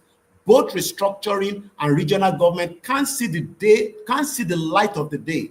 Restructuring my foot, Shetima ní restructure kọ́ restructure ní ìyẹn lẹ́yìn iṣẹ́ wa ń pariwo restructure ẹ ṣe jàre èèyàn gidi bá wá síbí báyìí kò mọ tó fi comment tó bá comment àwọn èèyàn máa bá ẹ sọ̀rọ̀ torí ẹ máa pé tí báyìí ò bá tẹ́ lọ́rùn o ní right láti work out mo bẹ̀yàn kọ́kọ́ jókòó síbí báyìí o tá bá gba country tán o ní right láti máa defend the local government ẹ bí mi ṣe ń defend local government mi mo wà ní bíbáyìí mo ń gbọ́ program kan lánàá kò sí nǹkan mo sọ nípa white paper ẹlòmíràn mọ̀ tán pè ní white paper mo sọ white paper yẹn lánàá nígbà tí mo parí program wa lọ wo program bèbí kan tó máa ń sọ̀rọ̀ immigration nínú ibi tó ti ń sọ̀rọ̀ immigration nìyẹn nípa immigration control ẹ ṣe jàre ìtawà lórí TikTok ẹ má dáwọ́ náà kọ́ máa support òfò àti àdánù bèbí yẹn wá ń ṣàlàyé pé tá a bá ṣe petition ní UK èyí náà àti ráwọn petition kan tó máa ń ṣe each petition tó bá ti lè wọ 100,000 ẹ̀yẹn ṣe petition Nàìjíríà kẹwàá ní káwọn senator yẹn kọjọ́ kò lè lórí a ní Nàìjíríà kì í ṣe country tó bá petition yẹn eventually led to the members of parliament lẹ́yìn máa pè ní senator àwọn members of parliament yẹn wá jókòó wá review intent béèrè fún yẹn wá debate lórí after the petition yẹn bá pé 100,000 just to summarize it quickly eventually girl yẹn wá summarize pé lórí àwọn tó ti ṣe 5 years visa route through oríṣiríṣi route ni wọ́n fi wọ UK wọ́n wá náà fẹ́ increase ẹ̀ lọ sí 10 years wọ́n wá ní báwo ló ṣe fẹ́ work because láàárín 10 years yẹn àwọn kan ti wà close to almost getting into that 5 years ibẹ̀ kan wọ́n fẹ́ lọ but in tó matter ni pé nígbà tó máa show picture baby yẹn mo ní play video yẹn fẹ́yìn tẹ́ bá kọ̀ fi lọ wo ni girl yẹn jẹ́ Nana Griselda lórí YouTube latest update on the ILR èmi ò ní jókòó síbẹ̀ kí n sọ tí mo ní fact ó wá ń sọ̀rọ̀ yẹn lánàá pé ó kàn ṣàlàyé fáwọn followers ẹ̀ bí mi náà ṣe ṣàlàyé Yorùbá Nation fún yín ẹ mọ̀ pé olúkálukú ló ní program tó ń ṣe lórí YouTube àbí gbogbo channel tó ti ń ṣe program pé kò possible pé wọ́n kàn máa gbé òfin jáde òfin òun ṣe tó kàn ń gbé jáde you do consult nígbà tí immigration officer yẹn wá ń sọ̀rọ̀ ìyẹn má nìyẹn tó ń sọ̀rọ̀ just for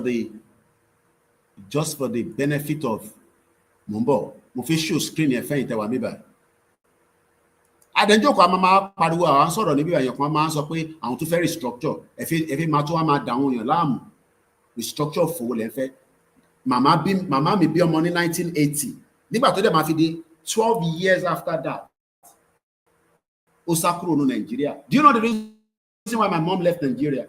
Do you want me to repeat it again? How many times lẹ́fẹ́ kí máa sọ yẹn? My mom left Nigeria because the dollar was going to 40 naira. Kò tí pé 40 naira. 1 naira was going to $40. No, $1 was going to 40 naira. $1 dollar kan was going to 40 naira, ó ṣì wà between 35. Ètò mú màmá mi sá kúrò Nàìjíríà nìyẹn. Màmá tó bí èmi lọ́mọ, ètò mú sá kúrò ní Nàìjíríà ló ń gbọ́ yẹn. So báwo ni Nàìjíríà ṣe fẹ́ wá padà sí that glory days of $1 to 40 naira? Ṣé tó bá padà kí màmá mi máa padà bọ̀ London kó máa padà bọ̀ Nàìjíríà? Because láti ìgbà yẹn kò tí padà wálé, ó kàn máa ń wálé on holiday, ibẹ̀ ló ń gbé, ibẹ̀ ló ti wá ṣiṣẹ́ tó ti retire. Ó retire ní sí wọ́n fún ní pension, wọ́n ń tọ́jú ẹ̀ medically. Ó ní ibi tó máa ń gbé nílé, ó máa gbé màmá mi nílé, á lọ ṣeré pẹ̀lú àwọn sàwáwú ẹ̀. Twice in a week, èmi kọ́ ni mò ń sanwó yẹn, council ló ń san.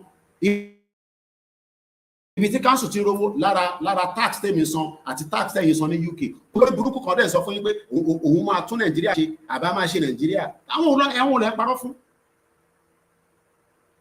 It was 75 kobo to $1. Nígbà wo nìyẹn? They are about 70 in the 70s lẹ́yìn sọ yẹn. I'm talking about in 1990. Kò tí wọ 40 naira. Ọ̀rọ̀ yẹn di ìjà láàrin màmá mi àtàbúrò ẹ̀. Níbo ló máa wá ká àwọn ọmọ yìí sí? Àwọn ọmọ kéékèèké láwọn ọmọ ẹ̀.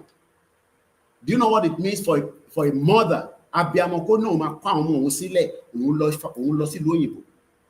Kí ló ń ṣe nílùú òyìnbó? Ó fi lọ bá wọn ṣiṣẹ́. Ẹni tó ń ṣe business, ẹni tó ń kó $100,000 tó ń lọ sí Futex tó fi lọ rajà. Ìyí bàbá kan wá ń jáde, wọ́n ṣẹ̀ ń sọ fẹ́yìn ní sí pé wọ́n ní ìyàn kan ló ń confirm ní ẹ̀. Ó ní I bought $1 for 30 naira in 1993. 1992 ni mo sì mi kúrò Nàìjíríà. Idiot all over the place. Àdèjókòó síbẹ̀ àmà máa sọ ṣàlàyé kan fún yín, ẹ̀ máa rò pé à ń ṣeré ni. Mo níbẹ̀ yóò ṣe platform tó ti máa ṣeré. Tí bá fẹ́ ṣeré màmá tí máa sọ. Bèbí yẹn lélẹ̀, mo kàn fi buttress kẹ́lẹ̀ mọ̀ pé evidence tí mo sọ wà. Ẹ̀kọ́ gbọ́n tí bàbá máa ń fẹ́ sọ nígbà tó sọ̀rọ̀ update yẹn. Consultation must come in nínú Yorùbá nation movement. A máa jà, a sì máa ṣe consultation. Níjà a máa ṣe consultation. But in táwọn fẹ́ ni pé wọ́n fẹ́ jẹ́ ká má bá Tinubu sọ̀rọ̀. Kò dẹ̀ possible. You gotta talk to Tinubu because òun ni federal government president. Òun ni president in Nigeria, and inú Nigeria la dẹ̀ ti fẹ́ exit. Kò dẹ̀ sí anything tẹ́ fẹ́ ṣe. UN ṣì máa sọ fún yín pé ẹ lọ bá government yín. UN ò kí fún yàn ní country.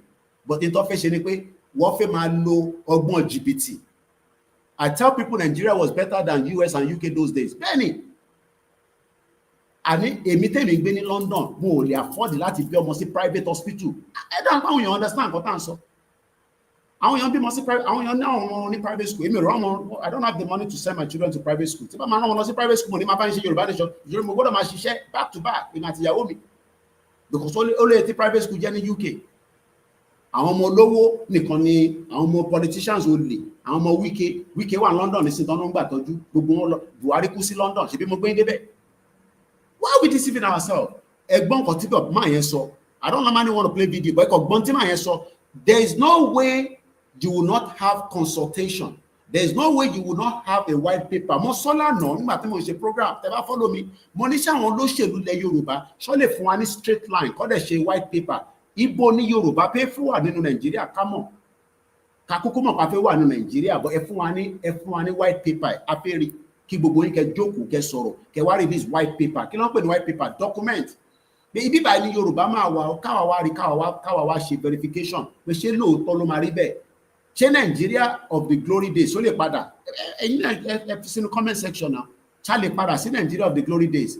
English is not my language, please. So English. Ọmọ Yorùbá ni mí, Yorùbá ni mo bá sọ̀rọ̀, mo bá English sọ̀rọ̀. So this immigration officer was now saying, ó ń bá àwọn MP sọ̀rọ̀ pé no, gbogbo tẹ́ ṣe ń sọ yìí, a sì máa ṣe consultation. So báwo lẹ́yìn ṣe fẹ́ wáyé ká gba Yorùbá nation, ẹ fẹ́ ká ṣe consultation? Yes, a lè dájà lẹ̀, but àná àfẹ́jà, a fẹ́ lọ ní wọ́rọ́wọ́ ni. We don't want to. Aláàmù ni oríṣiríṣi aláàmù ní kọ́lọ̀ kó ṣàánú wa. Mo kí wọ́n tẹ̀ darapọ̀ mọ́ wa. But ẹgbọ́n kan tárákùnrin sọ.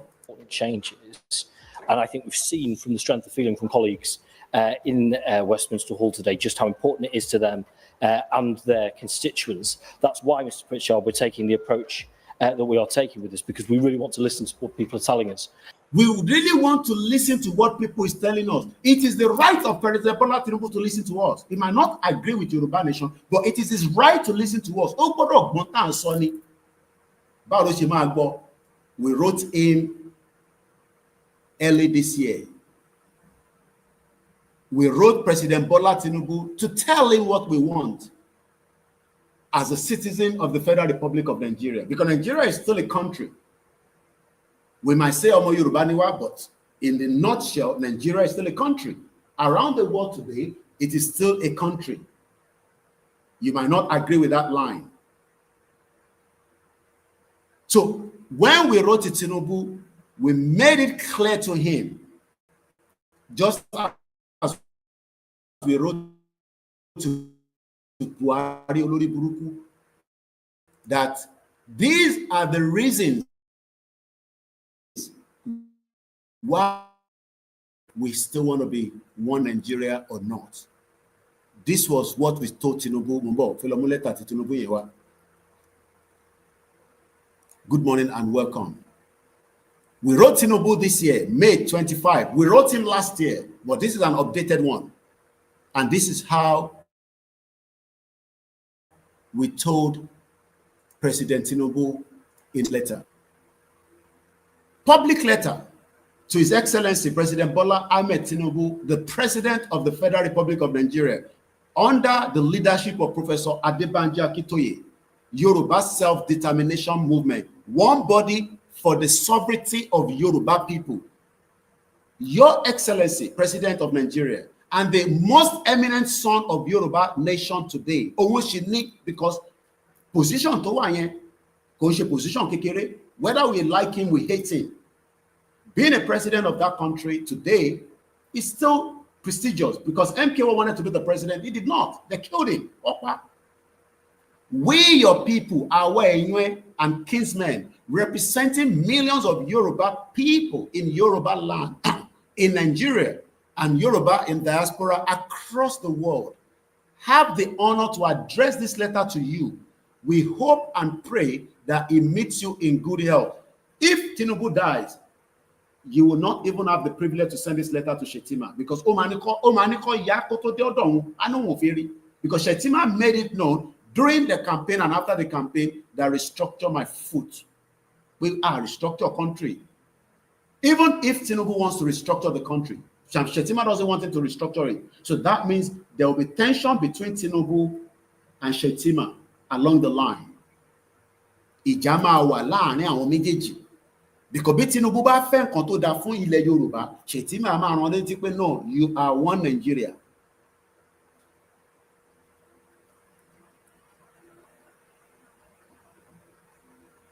Mo ti sọ fún yín pé wèrè pọ̀ lórí TikTok, so ètò bá ti jẹ́ wèrè inú wọn ká tètè kick wọn out.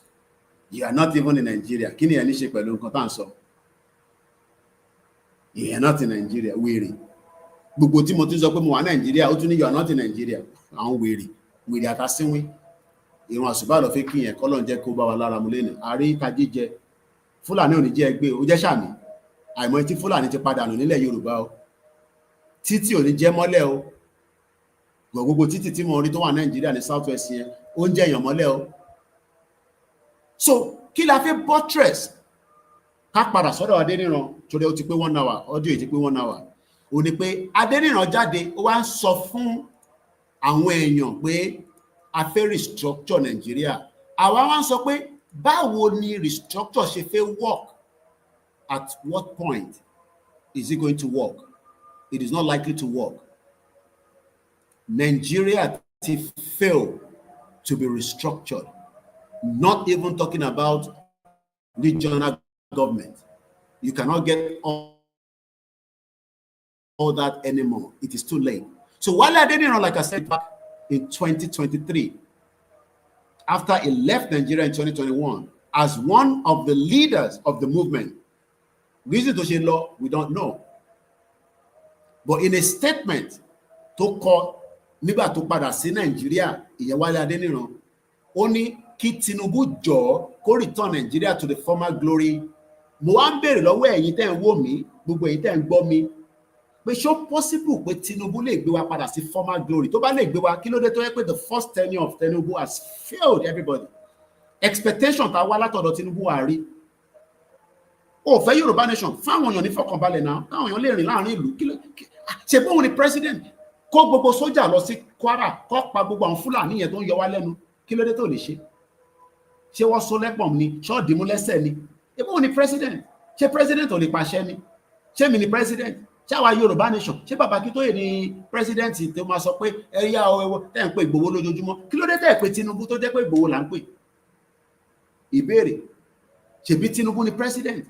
Ìyẹn la ṣe lọ ń bá àwọn ọba pé ẹ sọ fún Tinubu kó fún Ìgbòho ní security, ká tẹ̀ bá yín lé Fúlàní tó ń yọ yín lẹ́nu, tẹ̀ bá ìwọ tó tẹ̀fẹ́ Yorùbá nation, ó lè lọ lú ẹ̀ nísìnyí lọ Kwara, kúrò lẹ́kọ̀ọ́ kó lọ gbé ní Kwara. Kí ló ń gbé lẹ́kọ̀ọ́ fún? Lọ gbé ní Kwara náà, padà sí Ìgbòmínà, lọ gbé ní Kwara, níbi tó ti ń pààyàn ní Ọ̀ṣun, tó ń pààyàn ní Ìṣẹ̀yìn, tó ń pààyàn káàkiri. Gbogbo yìí ti sá kúrò nílùú yìí, ìlú wa dáwóró.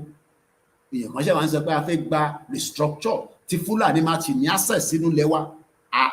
Tá a bá máa gba Fúlàní, ó gbọ́dọ̀ gba visa wọlé ni. A fẹ́ mọ irú Fúlàní tó jẹ́, kò ń ṣe Fúlàní nísìnyí tó ti bẹ̀rẹ̀ sí tó máa ń dìbò, tó máa kó àwọn èèyàn wá láti gbogbo ọ̀nà Mali nǹkan tó máa fún wọn ní PVC.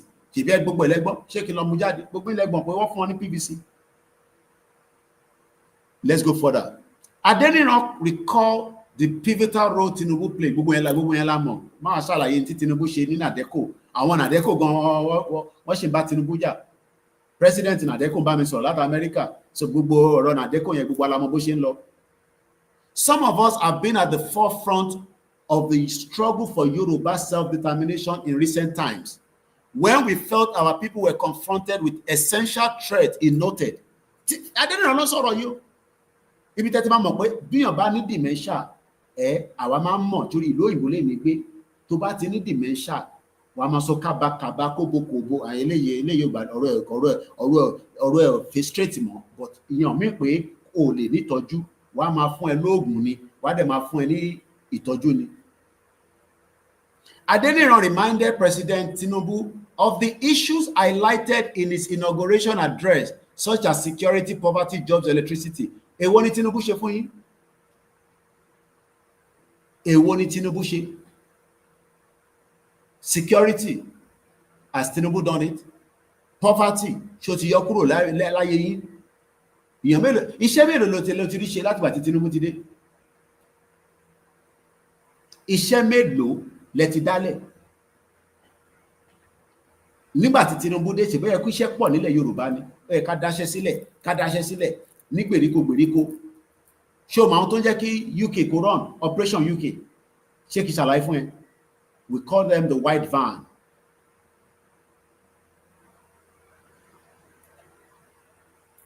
We call them the white van. Wèrè tí ó bá pọ̀ lórí TikTok, a máa kick out. Torí wèrè pọ̀ nù TikTok, ẹ̀ mọ̀ rí pé wèrè pọ̀ nù ẹ̀gan. Àwọn òsínwé pọ̀ nù bẹ̀. Àwọn ọlọ́pẹ̀ ní white van. Àwọn yẹn ti jáde láti aago 4. By 4 in the morning, ẹni tó ń fẹ́ lọ ṣiṣẹ́ tó ní white van, ó ti bọ́ sí gbòòrò. Àwọn tó fẹ́ lọ ṣe newspaper delivery, wọ́n gbọ́dọ̀ dé depot tó ti máa lọ kó newspaper yẹn, metro newspaper. Mo ń bọ̀. Èmi ò ní sọ̀rọ̀ kí n máa mú débẹ̀. Ó sì bá mi dé Nàìjíríà ní bíbá nílẹ̀ Yorùbá owó ni. Each time I'm coming, I make sure I bring a lot. This paper tẹ́ ń wò yìí ọ̀fẹ́ ni máa ń mú ní London, gbogbo ẹni mo ti ṣàlàyé fún. Méjì ni bó ṣe wà yẹn. This one is Thursday, July 10, 2025. Friday, July 18, 2 different days. Ẹni tó fẹ́ lọ kó pépà yìí, àfi tó bá rẹ̀ bí ọmọ tí yó. Ó mọ̀ pé tóun ò bá dé dépò ní aago 3:30 láti lọ kó pépà yìí, wọn ò ní sanwó fún. Àwọn ló ń pè ní engine room Nigeria and UK. People with a white van have done jobs like that before. Oríṣiríṣi iṣẹ́ ni o. The reason why you see the UK running 24/7 is because there are people running it with government policy. That is what we expect Tinubu to have done if he can do it. But he cannot do it because Nigeria is not ready for such. Maybe Tinubu would have been able to do it if we were separate from Nigeria. But no, we fẹ́ Nigeria, we fẹ́ fix gbogbo Nigeria. Even if he wants to, there will be many sabotage. Yoruba ma sabotage Tinubu to start with. Even if Tinubu have the intention to fix Nigeria, and to ma kọ́kọ́ sabotage láyé àwọn Yoruba ni. Nígbà tí mo ti wá sọ Yoruba, you can expect Igbo, Fulani, gbogbo wọn, they will be against it. In tó ti mú mi kọ́kọ́ dárúkọ Yoruba, gbogbo ẹ̀yà tó kù pátá àwọn yẹn máa wá. Let's give an example. On a scale of 1 to 10, between Tinubu and Osibajo, who do you think has, the capacity? Tabanika woloto, kama fi ojúṣe pé Jagaban, tabanika gbé sórí òṣùwọ̀n. Tọ́ba ní ṣó ti sọ̀rọ̀ ni torí ẹlòmínú wọn wọ́pọ̀ bẹ́ẹ̀ o, mo ń bọ̀ mo ti rí. Ẹ má worry. Àwọn ọmọ àlè, àwọn ọmọ Fúlàní lórí burúkú tó ń lórúkọ Yorùbá lórí TikTok, mo ti yọ dànù, mo ti yọ Ratel, ẹ ṣé kó má yọ wá lẹ́nu. Tabanika gbé sórí òṣùwọ̀n láàárọ̀ yìí pé ta ló lè bá wa ṣe, ta ló ní capacity knowledge base láàrin Ọ̀ṣínbàjò àti Tinubu. Be honest. Èèyàn kan ní Tinubu, okay. Mo ti yọ wèrè dànù, ọmọ Fúlàní ní olórí burúkú. Mo ti yọ dànù, ẹ ṣé gan ìtawà lórí TikTok.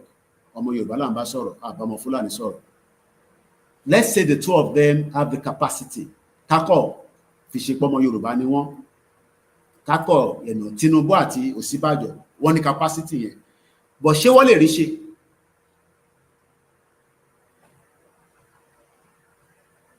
Àwọn kan ní Koiki ṣe sùúrù tí Tinubu bá débẹ̀ ní second term, á di ẹ̀wọ̀n ọmọ wọn lọ́wọ́. I think he should have done it in the first term. Ó yẹ kó ti fi wèrè wọ́n. Tó bá yẹ pé gbogbo bá ṣe sọ pé Jagaban yẹn ó jẹ́ kó máa tì wọ́n mọ́lé ni. Mo fẹ́ dárúkọ ìlú kan nínú Áfíríkà. Mo fẹ́ dárúkọ ìlú yẹn, ẹni tó bá ní òye ọ̀rọ̀ tí mo fẹ́ sọ, ẹ̀yin lè fi sínú comment section, bọ́n ò ní sọ ìlú yẹn jáde. Wọ́n ní ìjọba president ìlú yẹn ó ń ti anybody mọ́lé ni. Ẹ gbọ́ mi yé, ó ń ti anybody, ó ń tì wọ́n mọ́lé. No, Ratel èèyàn wa ni, ẹ fi Ratel sílẹ̀. Ratel movement èèyàn wa ni.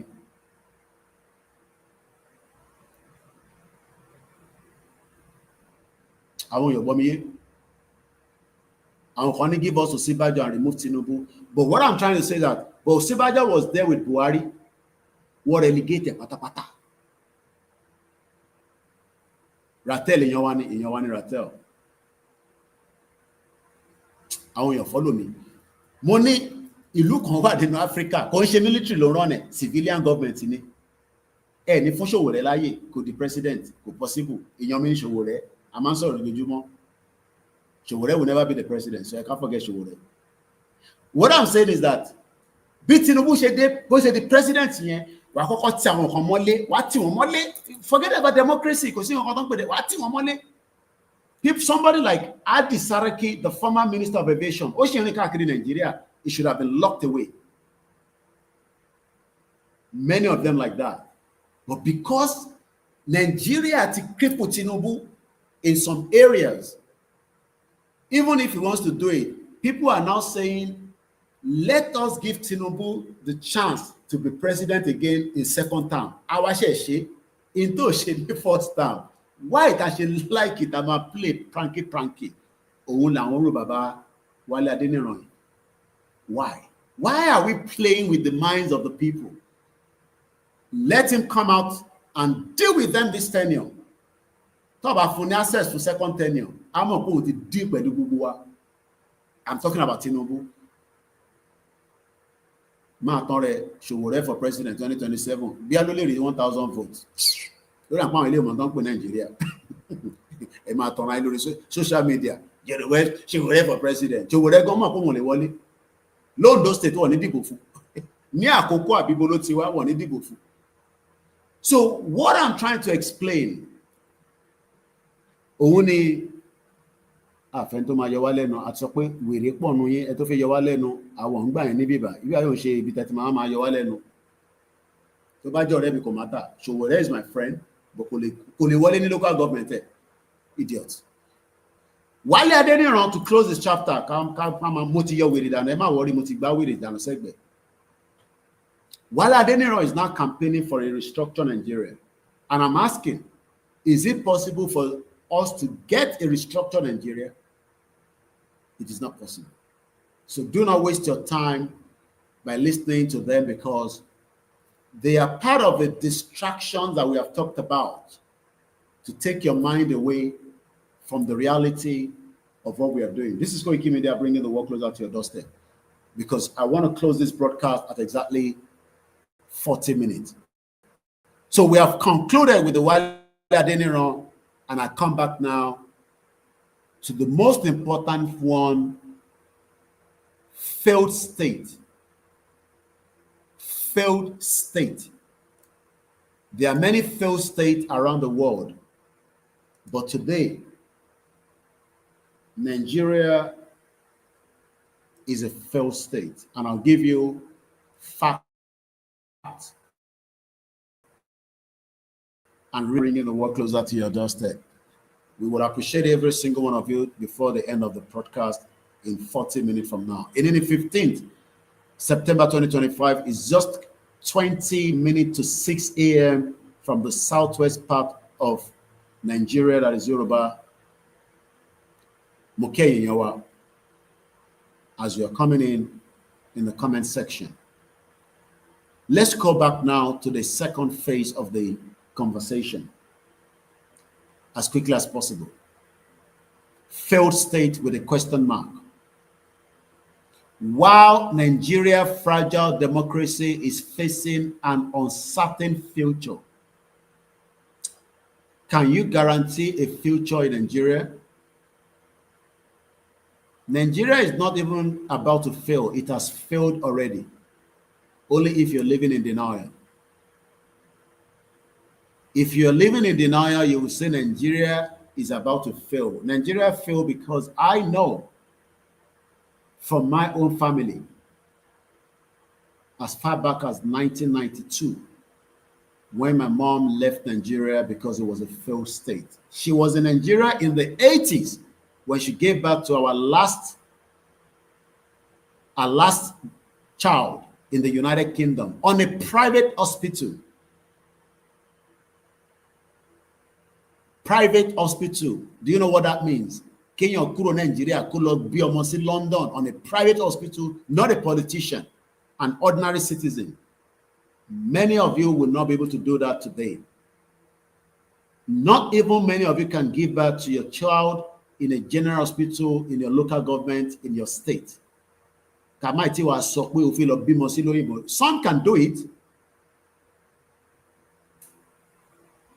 We are not here to come and defend Nigeria. We are not Nigerians. So I'm not defend Nigeria. Yoruba needs to exit Nigeria. Simple as that. We are not campaigning for how to fix Nigeria, how to defend Nigeria. Nigeria is a shithole produced by Britain. Let's look at it. This was put together by Peter Beaumont in 2021. If you're looking for where they want to fix Nigeria, you go to all their party section and listen to their jargons. A series of overlapping security. This article, I'm going to read it straight away, and then I'm going to come back within 40 minutes and do a bit of summary. English Lam Africa, but my try láti ṣàlàyé lóyìnbó níwọ̀n bá ti bá lè ṣe. So I'm going to go straight to it. In the first in a series on Africa's most populous state, we look at the effect of widening violence, poverty, crime, and corruption as elections approach. Again, this is coming from theguardian.com. All you need to do, if you need to read this on your own, type in failed state while Nigeria's fragile democracy is facing an uncertain future. A series of overlapping security, political, and economic crises has left Nigeria facing its worst instability since the end of Biafra War in 1970. With experts warning that large parts of the country are in effect becoming ungovernable. Fears that the conflict in Africa's most populous state were bleeding over its borders were underlined last week by claims that armed Igbo secessions in the country's southeast were now cooperating with militants fighting for an independent state in the Anglophone region of neighboring Cameroon. The mounting insecurity from banditry in the northwest, jihadist groups such as Boko Haram in the northeast, violent conflict between farmers and pastoralists across large swaths of Nigeria's middle belt, Igbo secession in the southeast calling for an independent Biafra once again, is driving a brain drain of young Nigerians. It has also seen the oil multinational Shell announce that it is planning to pull out of the country because of insecurity, theft, and sabotage. Remember, this article was in 2021, before the election. Nigeria overlapping areas of insecurity, unrest caused by different armed and political groups.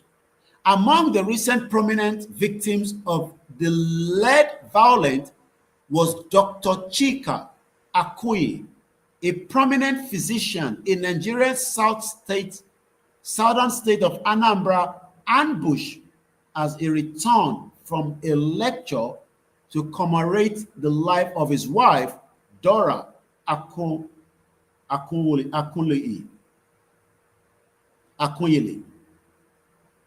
who had been the head of the country's National Food and Drug Agency, who killed the widow, and his police guard remains unclear. The indigenous people of Biafra and Igbo secession movement, whose militant has grown increasingly violent and which has vowed to prevent November's election for governor in Anambra State, has denied involvement. So too as the security agency, the Department of State Services. Eyewitnesses reported that the attackers, who also killed his driver, were shouting that there will be no elections in Anambra. What is clear, however, is that Akunyi murder is far from an isolated event in Africa's second largest economy, a country facing multiple overlapping challenges that have plunged many areas into violence and lawlessness. From the Boko Haram jihadist insurgency in the north to the escalating conflict between farmers and the pastoralists, a growing piracy crisis in the Gulf of Guinea, and the newly embodied Igbo secessions Nigeria, under the presidency of the retired Army General Muhammadu Buhari since 2015, is facing a mounting sense of crisis as election approach in 2023. We are going into another election in the next 1 year plus, in 2027. All of which has prompted dire warnings from some observers about the state of Nigeria democracy. One of the bleakest was the analysis delivered by Robert Rothberg, John Campbell, two prominent US academics, the latter a former ambassador to Nigeria, in an essay for foreign policy in May that attracted considerable debate. Nigeria has long teetered on a precipice of failure, they argue, unable to keep its citizens safe and secure. Nigeria has become a fully failed state of critical geopolitical concern. Its failures matters because the peace and prosperity of Africa and preventing the spread of disorder, militancy around the globe depend on a stronger Nigeria. Even among those who dispute the labeling of Nigeria as a fully failed state, accept the insecurity is rising. This was in 2021. Multiply the amount of the insecurity that are still continue to grow in Nigeria across every part. On the 13th of September, 13 people, I believe, if I'm right with what I saw, I believe it was 13, if not a little bit more, was kidnapped in Zamfara. Many of you think that Tinubu would change the insecurity overnight, will allow food security. But the truth being known is that since 2021 till date, what has changed in the security architect of Nigeria? You can decide that yourself. I'll take that section back. Even among those who dispute the labeling of Nigeria as a fully failed state, accept that insecurity is rising. Nigeria Minister of Information and Culture, Lai Mohammed, accepts that insecurity exists, but insists the country is winning the war against its various insurgency. I'm sure you are hearing the same thing with this present government of Tinubu as well. Oh yes, there is insecurity, there's problem there and there, but we are tackling it, even though the director of the DSS made it known that Nigerians need to go and work out how to protect themselves. The military has come out to say they don't have the resources to defend every one of us and protect us against all kinds of criminals, most especially the terrorists that have become the backbone of pushing the indigenous people out of their land and overtaking it bit by bit. It's not going to happen in one day, but the more money you are feeding the terrorists by paying 10 million, which was the last one I heard from a Yoruba man that says that I paid 10.5 million naira cash to a terrorist, multiply that by 10 people, that's 100 million. What are they doing with it? Do you think that they are building houses? No, they are not. They are buying more weapons to kill you. I pity many lives in Nigeria that the same government, which is still APC, but a different person, is still also telling us exactly what Lai Mohammed, that old bagger, that fool that told Google to take down my YouTube channel because I was telling you the truth, but you refuse to accept the truth. The same Lai Mohammed, this same old fool bagger knew that Koikimedia was telling Nigerians the truth on my YouTube channel, but was suffering Google to take down that channel because of it destabilized Nigeria. Nigeria to destabilize Are. I am still here. Lai Mohammed has left you with his lies, but I am still standing. Because some of you that were attacking me then have now realized that you can't go back to your village. What in village? Leave Lagos State, go back to your state. Go back to your village. Go back to your village. Even those of you that are Igbo, they can't go back because they know what is happening in their own state. But what are they Yoruba? Once you now we build the Lagos. Which Lagos should not build? Idiot all over the place. If you can build Lagos, go and build Anambra, go and build Enugu, go and build Ikpoma. Leave Lagos alone. What the law? What the law? Ẹ sọ fún Cubana kó padà lọ sí ìlú ẹ̀, kó fi Lagos sílẹ̀, kó lọ dá club sí ìlú ẹ̀ now. Why is sitting in Lagos State? They can't leave Lagos State. Ẹ sọ fún Dangote kó jágbára ẹ̀, kó lọ sí north. I told you yesterday that Lagos is gone already. Lagos has been invaded. But stupid idiots will come here and tell you, oh, Lagos is still in our control. When Dangote built Lagos, with his money from the federal government and build refinery. You know, it's not refinery that he needed. He needed the water. Atlantic Ocean, don't need it. Let him go and build the same thing in the north. He can't, because Boko Haram will blow up that institution. Yes. If Dangote has built that in the north, the security would not be able to protect it. He's enjoying the security in the southwest. But it's an agenda that Usman Dan Fodio told them to walk their way to dip the Quran inside the Atlantic Ocean. An idiot will come and tell you we are one Nigeria. Fools all over the place. Where is Lai Mohammed now? I am still here. Lai Mohammed has gone. Where is Lai Mohammed? I told you, oh, insecurity, you know, Nigeria Minister of Information, Olori Buruku Lai Mohammed. Pata ni Kwara State, the local government, what Lai Mohammed cannot go back to his state because his local government is now under the Fulani jihadists. He's probably somewhere hiding, maybe in Saudi Arabia or in Dubai, where most of them have looked at it as a safe haven and won't lushi and won't leave. And you are there, they'll tell you, oh, insecurity, we are working on it. Exactly what Tinubu is doing right now. Tinubu will complete his tenure.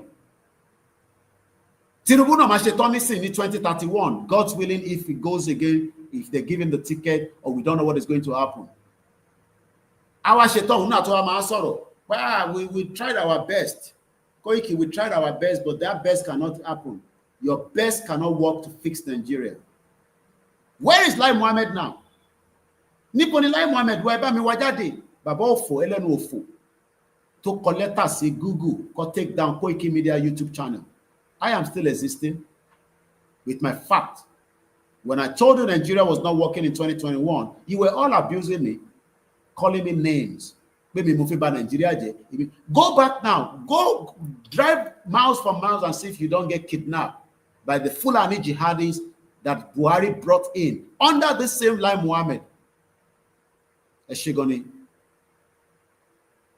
You think I don't want to be in my bed, be sleeping now. But I have to do it to wake your spirit up. So that I came out to Bagbira, could have come out to the 2031, come out to Amaso, the same thing. That I told you, I warned you, I asked you, let us do it together. Let us, no, my power. You are in London. Koiki, stop shouting in London. Come back home. I have been in Nigeria now for how many months now? But remember, we're living in the UK. But 60 million of you do not have the same opportunity that I have in the United Kingdom. I can just buy a ticket and return back. You will need to go and get a visa. And if only you are getting a visa with the situation in the UK right now. Let's go further because I have very limited time. So what I'm just trying to explain in this article, as I've read it, allow the country to divide. It's not a crime to have a division. But if anybody thinks that Nigeria is not a failed country, it is already a failed state. Yes, you are my jankpata. You'll be struggling like everybody struggling. But the terrorists will not give you a room to succeed. And that is why allow the Biafra to go. Allow the country to dissolve. So that we know that and we're not sharing along. If we want to go there and do business with them, we will find a way to go there through their borders and their government. And it will be vice versa. Because stop it over Feibo, Abi Fulani concept, Abi Awusa, Abi Eya to Banwe. But yet, every Yoruba man wants to go and fix Nigeria, like Tinubu is doing right now. He has brought in all his best, from the CBN to the immigration. They are working. Yes, they are working. But let them complete their tenure and let another Fulani man come in. Will be destroyed within 1 year. And it will take us back. How would that be snake and ladder? You are already at the top. The moment the snake about jet, it brings you all the way back down. Is that really what you want? So that is what you want to use your strength for, like Tinubu is doing right now. We pray you understand the fact and dissolve the union, not back to restructure regional, but full autonomous for Yoruba people to have their own country. I don't think some of you know what is going to happen after Tinubu. I pray we're all alive to witness it. But you remember again, like I told you in 2021, all my videos are still out there in the public domain. Just like I've decided to back up everything I have done so that future will remember that I want every single one of you. Go back on YouTube, let them close down my channel. I don't give a toss. Go back on Facebook, let them, even Facebook now has been taking down our videos after 30 days. But what they cannot take away from me is my archive of everything I told you all from the day we started this Yoruba Nation campaign. It is all here and somewhere else in the cloud, so that even if this gets destroyed or got stolen, everything I've told you is in this folder. I can go into it because every day, every month, I document every video. I can go back and say, give me 2019, May 13. I'll pull it out and I'll tell you exactly what I told you then. But you disagree with me because you thought it didn't feel me one in the movement. Yes, if you think about it, you might expect I have to. No, shake money, shake wàhálà kan ni mo ṣe. Ṣé tí pastor yín bá jí láàárọ̀ nísìn tó bẹ̀rẹ̀ sí ṣàdúrà ẹ̀ ní fún lówó. So wàhálà tèmi náà ṣe, mi náà máa jèrè ẹ̀. One thing you will remember is my name that I cried out again as election is coming into play again, that we got to be very careful and not allow politicians to deceive us. Like Lai Mohammed deceived you. I did not deceive you, but you said we were telling lies. Talo Parola and Lai Mohammed. The evidence is based there that Lai Mohammed lied to you that the insecurity was. Lai Mohammed cannot go back to his local government. Wake up before it is too late. Wake up, Awomo Dudua, Awomo Romalade, Awomo Yoruba, whatever name you want to call yourself. What matter is that you are locked up into a failed state. Nigeria is not a country. It's a nation of many countries forced together under one fraudulent union called the fraudulent amalgamation. It can be dissolved. We can go back on the round table and dissolve it. But your politician doesn't want that because they want you to believe that Nigeria will work just as they're doing right now. I pray it is not too late before we all understand this, that Nigeria is a failed state. That evidence of 2021, journalists continue to remind you that in 2021, it has become multiple atrocities. Economic-wise, you're struggling. Healthcare is not there. Welfare is a failure. Education, people with disability, people that have got ability, because there are two different people in this world. And to any disability is the responsibility of any government to look after them. And to rolapa, and to roll say, and don't tirori last one in UK, one for low, even though to ban lossy be share, because what it classify it as any physical challenge. Many of our people today are dying because of the injustice that our people in the top are doing to us. And the same people are telling you that Nigeria is a great country, it's going to work. Lagos is not Nigeria. Ondo State is Yoruba land, it can work. Kwara is Yoruba land, it is ready to work under a Yoruba Odua government. Kogi is a Yoruba land, it is not the north that owns it, it's not a Fulani place. Britain destroyed the geographical part of what is known as Nigeria today, kept a lot of Yoruba land to the north. It is time that we wake up from our slumber and realize the lies. Nigeria is a broken system that is not meant to work.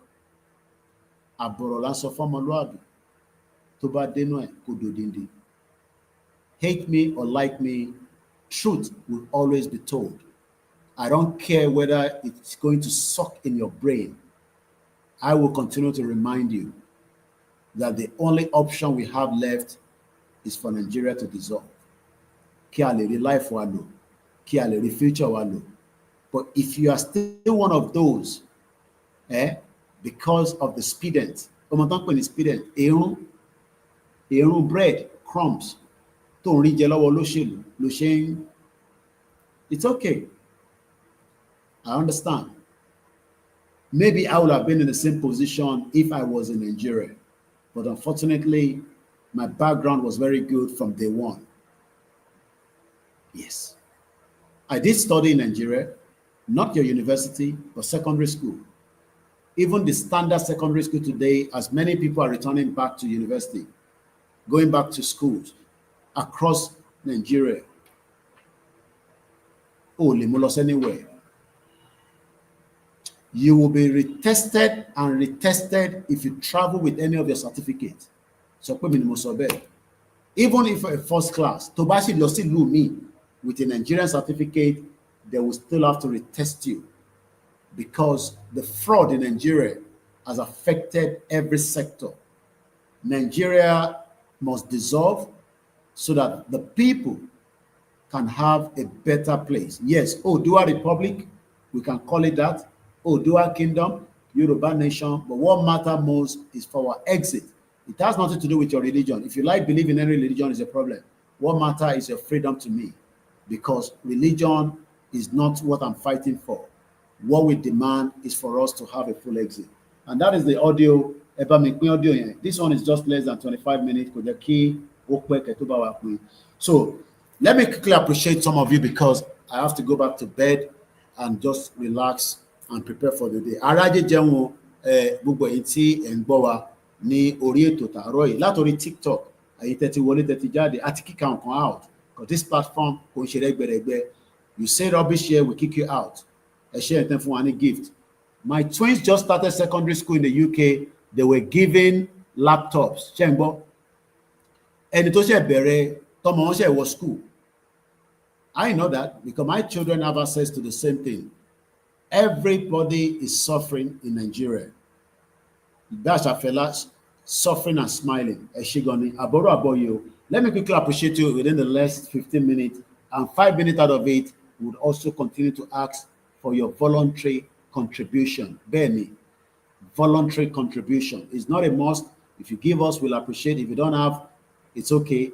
But don't ask Kilabi Fowoshe. You've never asked CNN or BBC or Sky News, Kilabi Fowoshe. They continue to ask for money to operate. So I hope some of you will do the same thing. Moki Olanipekun, I hope you're doing very well. Àlàáfíà kò ní kúrò lára ẹ o. Ọlọ́run fàárẹ̀ de ẹ̀yìn wa mọ́lẹ̀ o. Bámi kí. He has a farm, he can't return back to his farm because of the injustice. Moki, Mr. Lawrence. Koiki, this video is halfway. I can't enjoy it. Why? What do you mean it's halfway? No, understand. Moki in America, I can't in my bed because it's about mid-morning or midnight in America right now. Moki in Canada. Adeni Moki, Oladipupo, Moki, Mr. Kawade, Ibrahim, Alaba. You know, we just appreciate you, which is different from, you know, all other media where you just go in, nobody knows you are there because you are not being appreciated. Ganilo Idemoki, Tony Ages, so SOJ Gold, Montana Muki, Mr. Taiwo, Mulike Filatemandi, I believe she's a woman, Kemi Eshegon Yawa, Olabanwa Paluboyi, Eshegon Lori, Twitter space, and also Kakenya Yawanoni, MSK 81. Thank you so much. If I maybe, I guess you are back. I'm not back yet, but I'll be back very soon. I'm still in Nigeria. That's why I need money. Nigeria too expensive to live in this shithole country. You know, buying electricity. I paid for internet. I'm running to internet simultaneously so that I can buy the program. So, but I should be back very, very soon. But I'm still in Nigeria. I know it's been a long time. I've left UK. You know, I've missed Eshigoni. I've missed McDonald's and I've missed KFC. You know, one time Nigeria, but Koledabi. You know, but I miss kebab. Only kebab continue drive low. I don't have a car, but I'm looking to buy one when I return back to London. My children are complaining that, Dad, when I get it, even if it's a small car, car low cheap, but the problem is you have to pay a lot of insurance. Even though I have a clean driver license, no point at all. I have a 10 years no claim bonus of insurance that I've not used. Oshi was secured, but because I'm in and out of UK, whether you drive your vehicle or you don't drive it, you still have to pay for insurance. But I think I need to get a car when I return back to London. I don't know yet. I'll just continue my London bus and on the ground. So I'm still in Nigeria. Please, contribute so that we can be able to have a bit of money to live and survive on. Survival to the fittest in Nigeria. The pressure here is just crazy. It's crazy. I don't know how people survive it. But again, for me, I can't know how to manage. Even as much as we run down, I came with this from the UK. You won't believe it. Kitchen towel. Because all this say rubbish long time Nigeria. Motilo tissue this one I don't finish them. These are Asda made product, a cheap one. But Oshi Sonju, Nigeria Oshi Loti rubbish tonta. Let us leave this messed up country. Pringles I've almost exhausted everything I came with. So, and I don't have any money to buy other stuff and bring it here. Coffee mate meton. Keep sugar and anything. I came with this one as well. So, I prepare for programs. I prepare myself coming home, especially when I know I'm going to stay long. Pringles Lele, airport Motirale. You don't have the man, she fake him at you. Bele she baba anything. Tiba da omi si, motule sa kogbe kitulo pada. So I use these, wipes and everything. And like I said, Joe, not for me. If you can help your people, even if they are not in Yoruba nation, it's very good. This was very useful on Saturday. Like I told us, we had somebody that had an accident in Okada. We were able to treat it and stabilize it just with this small bag. So I am not asking you, personal one, but your people at home, you can help them. So I bought this at the airport. It was expensive. Kilo and then see. Kokoro no office. Kokoro. Like kokoro, they like kuli. So, we can manage, but millions of our people are suffering, which is the bitter truth. I hope olives. I love olives as well. I like olives. Olives. I get the best olives in Turkey. Come by here. Grow the farm. I got a program come.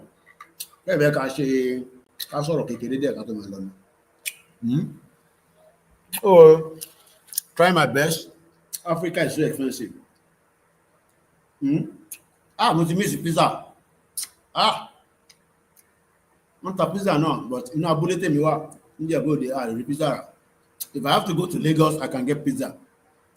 But I don't want to be in Lagos. So I prefer to be in Abule. See my get fresh food. I don't do machine down. Muslim lano. Momo clip me wa. Mongiano me for a minute.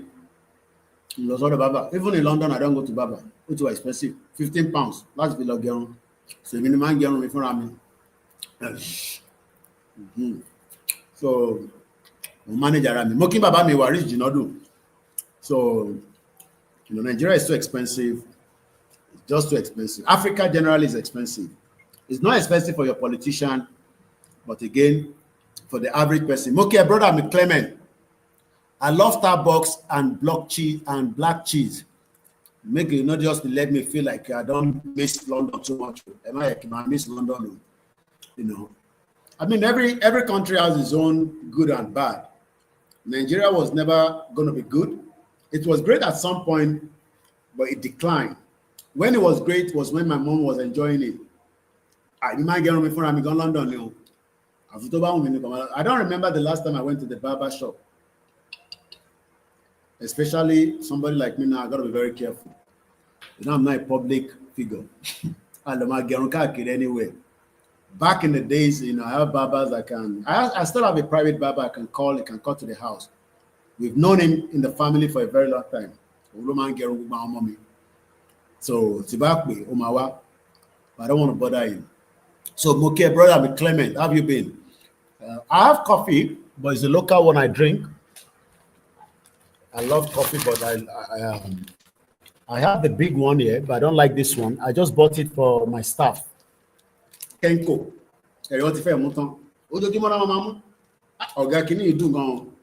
You know, so I don't like this one, decaf.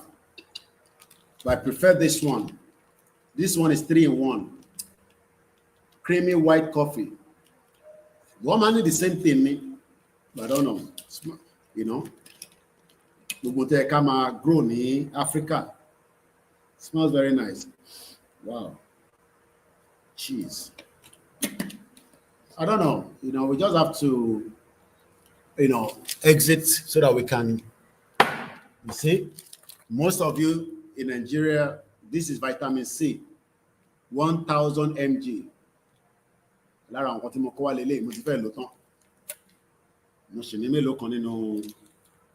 You know, bag me. I came with quite a lot of things that I can use for at least 3 months when I'm here. Moki engineer Dayo Eshegomi. When how are you? Most struggle more in Nigeria. Enugbe, that's what people tell. When they are broke, one enugbe. Yeah. And you hardly see brand new cash in this country. Tiba fe owo tuntun ma fowo rani. It's not like UK where you go to the bank, they give you brand new notes. Mama fowo ra owo. So these are a lot of things that, you know, I came with paracetamol, ibuprofen, oguntomafin, digbe. Though when I'm here for a very long time, you know, I try to stick to one water, and I don't drink pure water like most of you do. So momu ogun diarrhea wa to le digbe ni kíákíá tí bá lò nísìn á digbe yẹn lẹ́sẹ̀kẹsẹ̀, but I dúpẹ́ fọ́lọ́run pé àti ní diarrhea, because I'm very careful, especially what in ẹ má jẹun níta o Koiki, ẹ má jẹun kankan níta o. So I came with a lot of things that I can use for a very long time, but it's just too expensive. This country is expensive. Shit hole. I don't know how people manage. Electricity. It's too much. Mokibaba was still Taiwo. We have 3 minutes. We end the program. Mokibaba Badewa. Ekonrerin ni kilo paile. Kilo paile. Alright, be mo Big Brother. But now staff Milano, they like Big Brother. You know, I just allow them to do what they do sometimes. Big Brother, what's funny? Why are you all laughing? So what's funny? You know. So thank you so much, everyone. Moki Babawa Saliu. Clement, in Somalia will be worse than Nigeria. Benny, Olamilekan Moki. Money. Were you going to locate? We're going located at Okeogun. You understand? When are you going to Kilekoi? Where were you going located today at Okeogun? Los Okeogun. Ati lo Okeogun ni Saturday. Okeogun ke. I believe we're traveling tomorrow, but I need to confirm if that is still going ahead.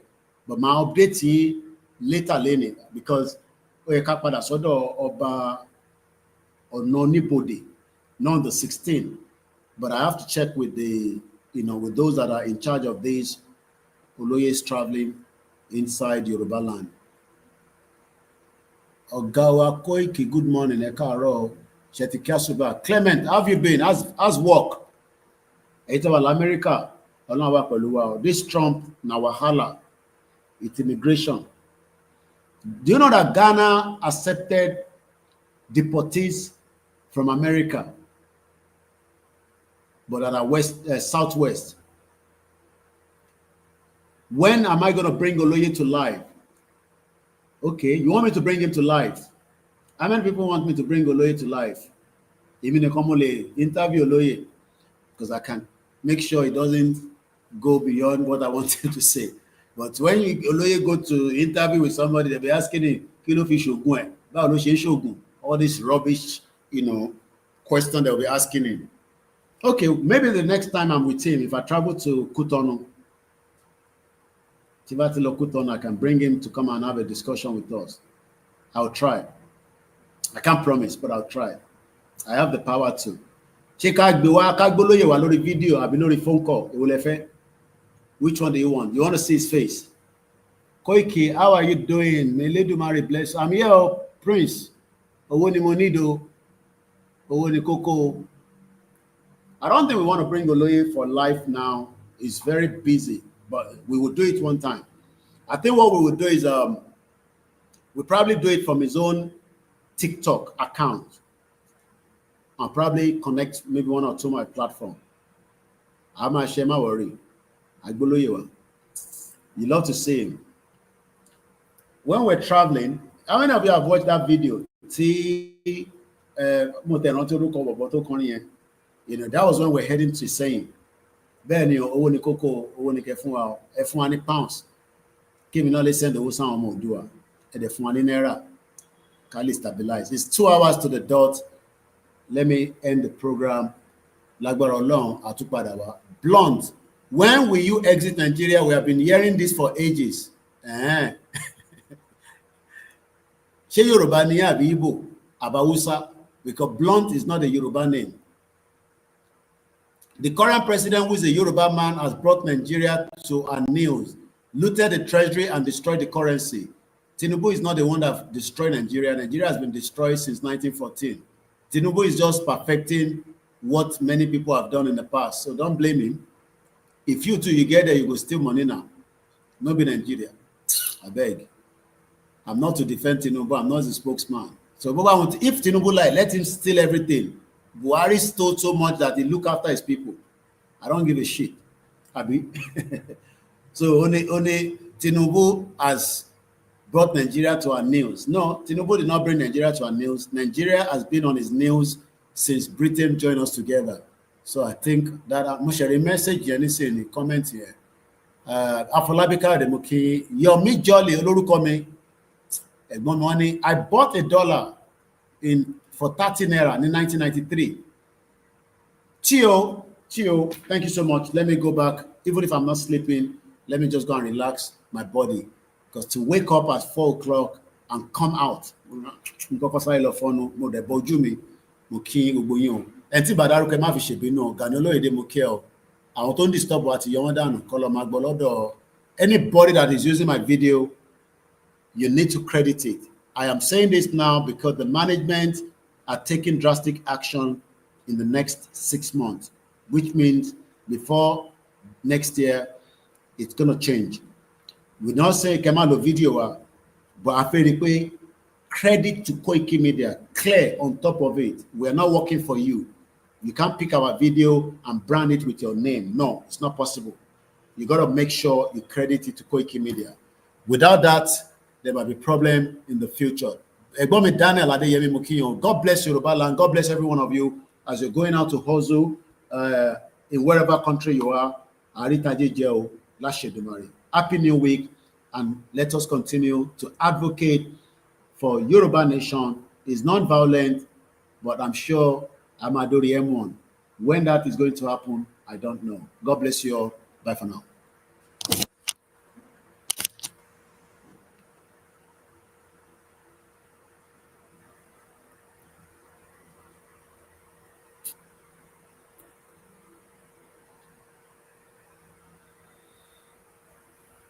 Ó dàárọ̀, bye for now. Mo kí gbogbo yín o. Kóran ayọ̀ la máa sùn. Aṣáyè Bánkọ́lé mo kí ẹ. Ọmọ́tọ́ṣọ̀ Babátúndé Àyìndé Utsman. Thank you so much. God bless you all. One love.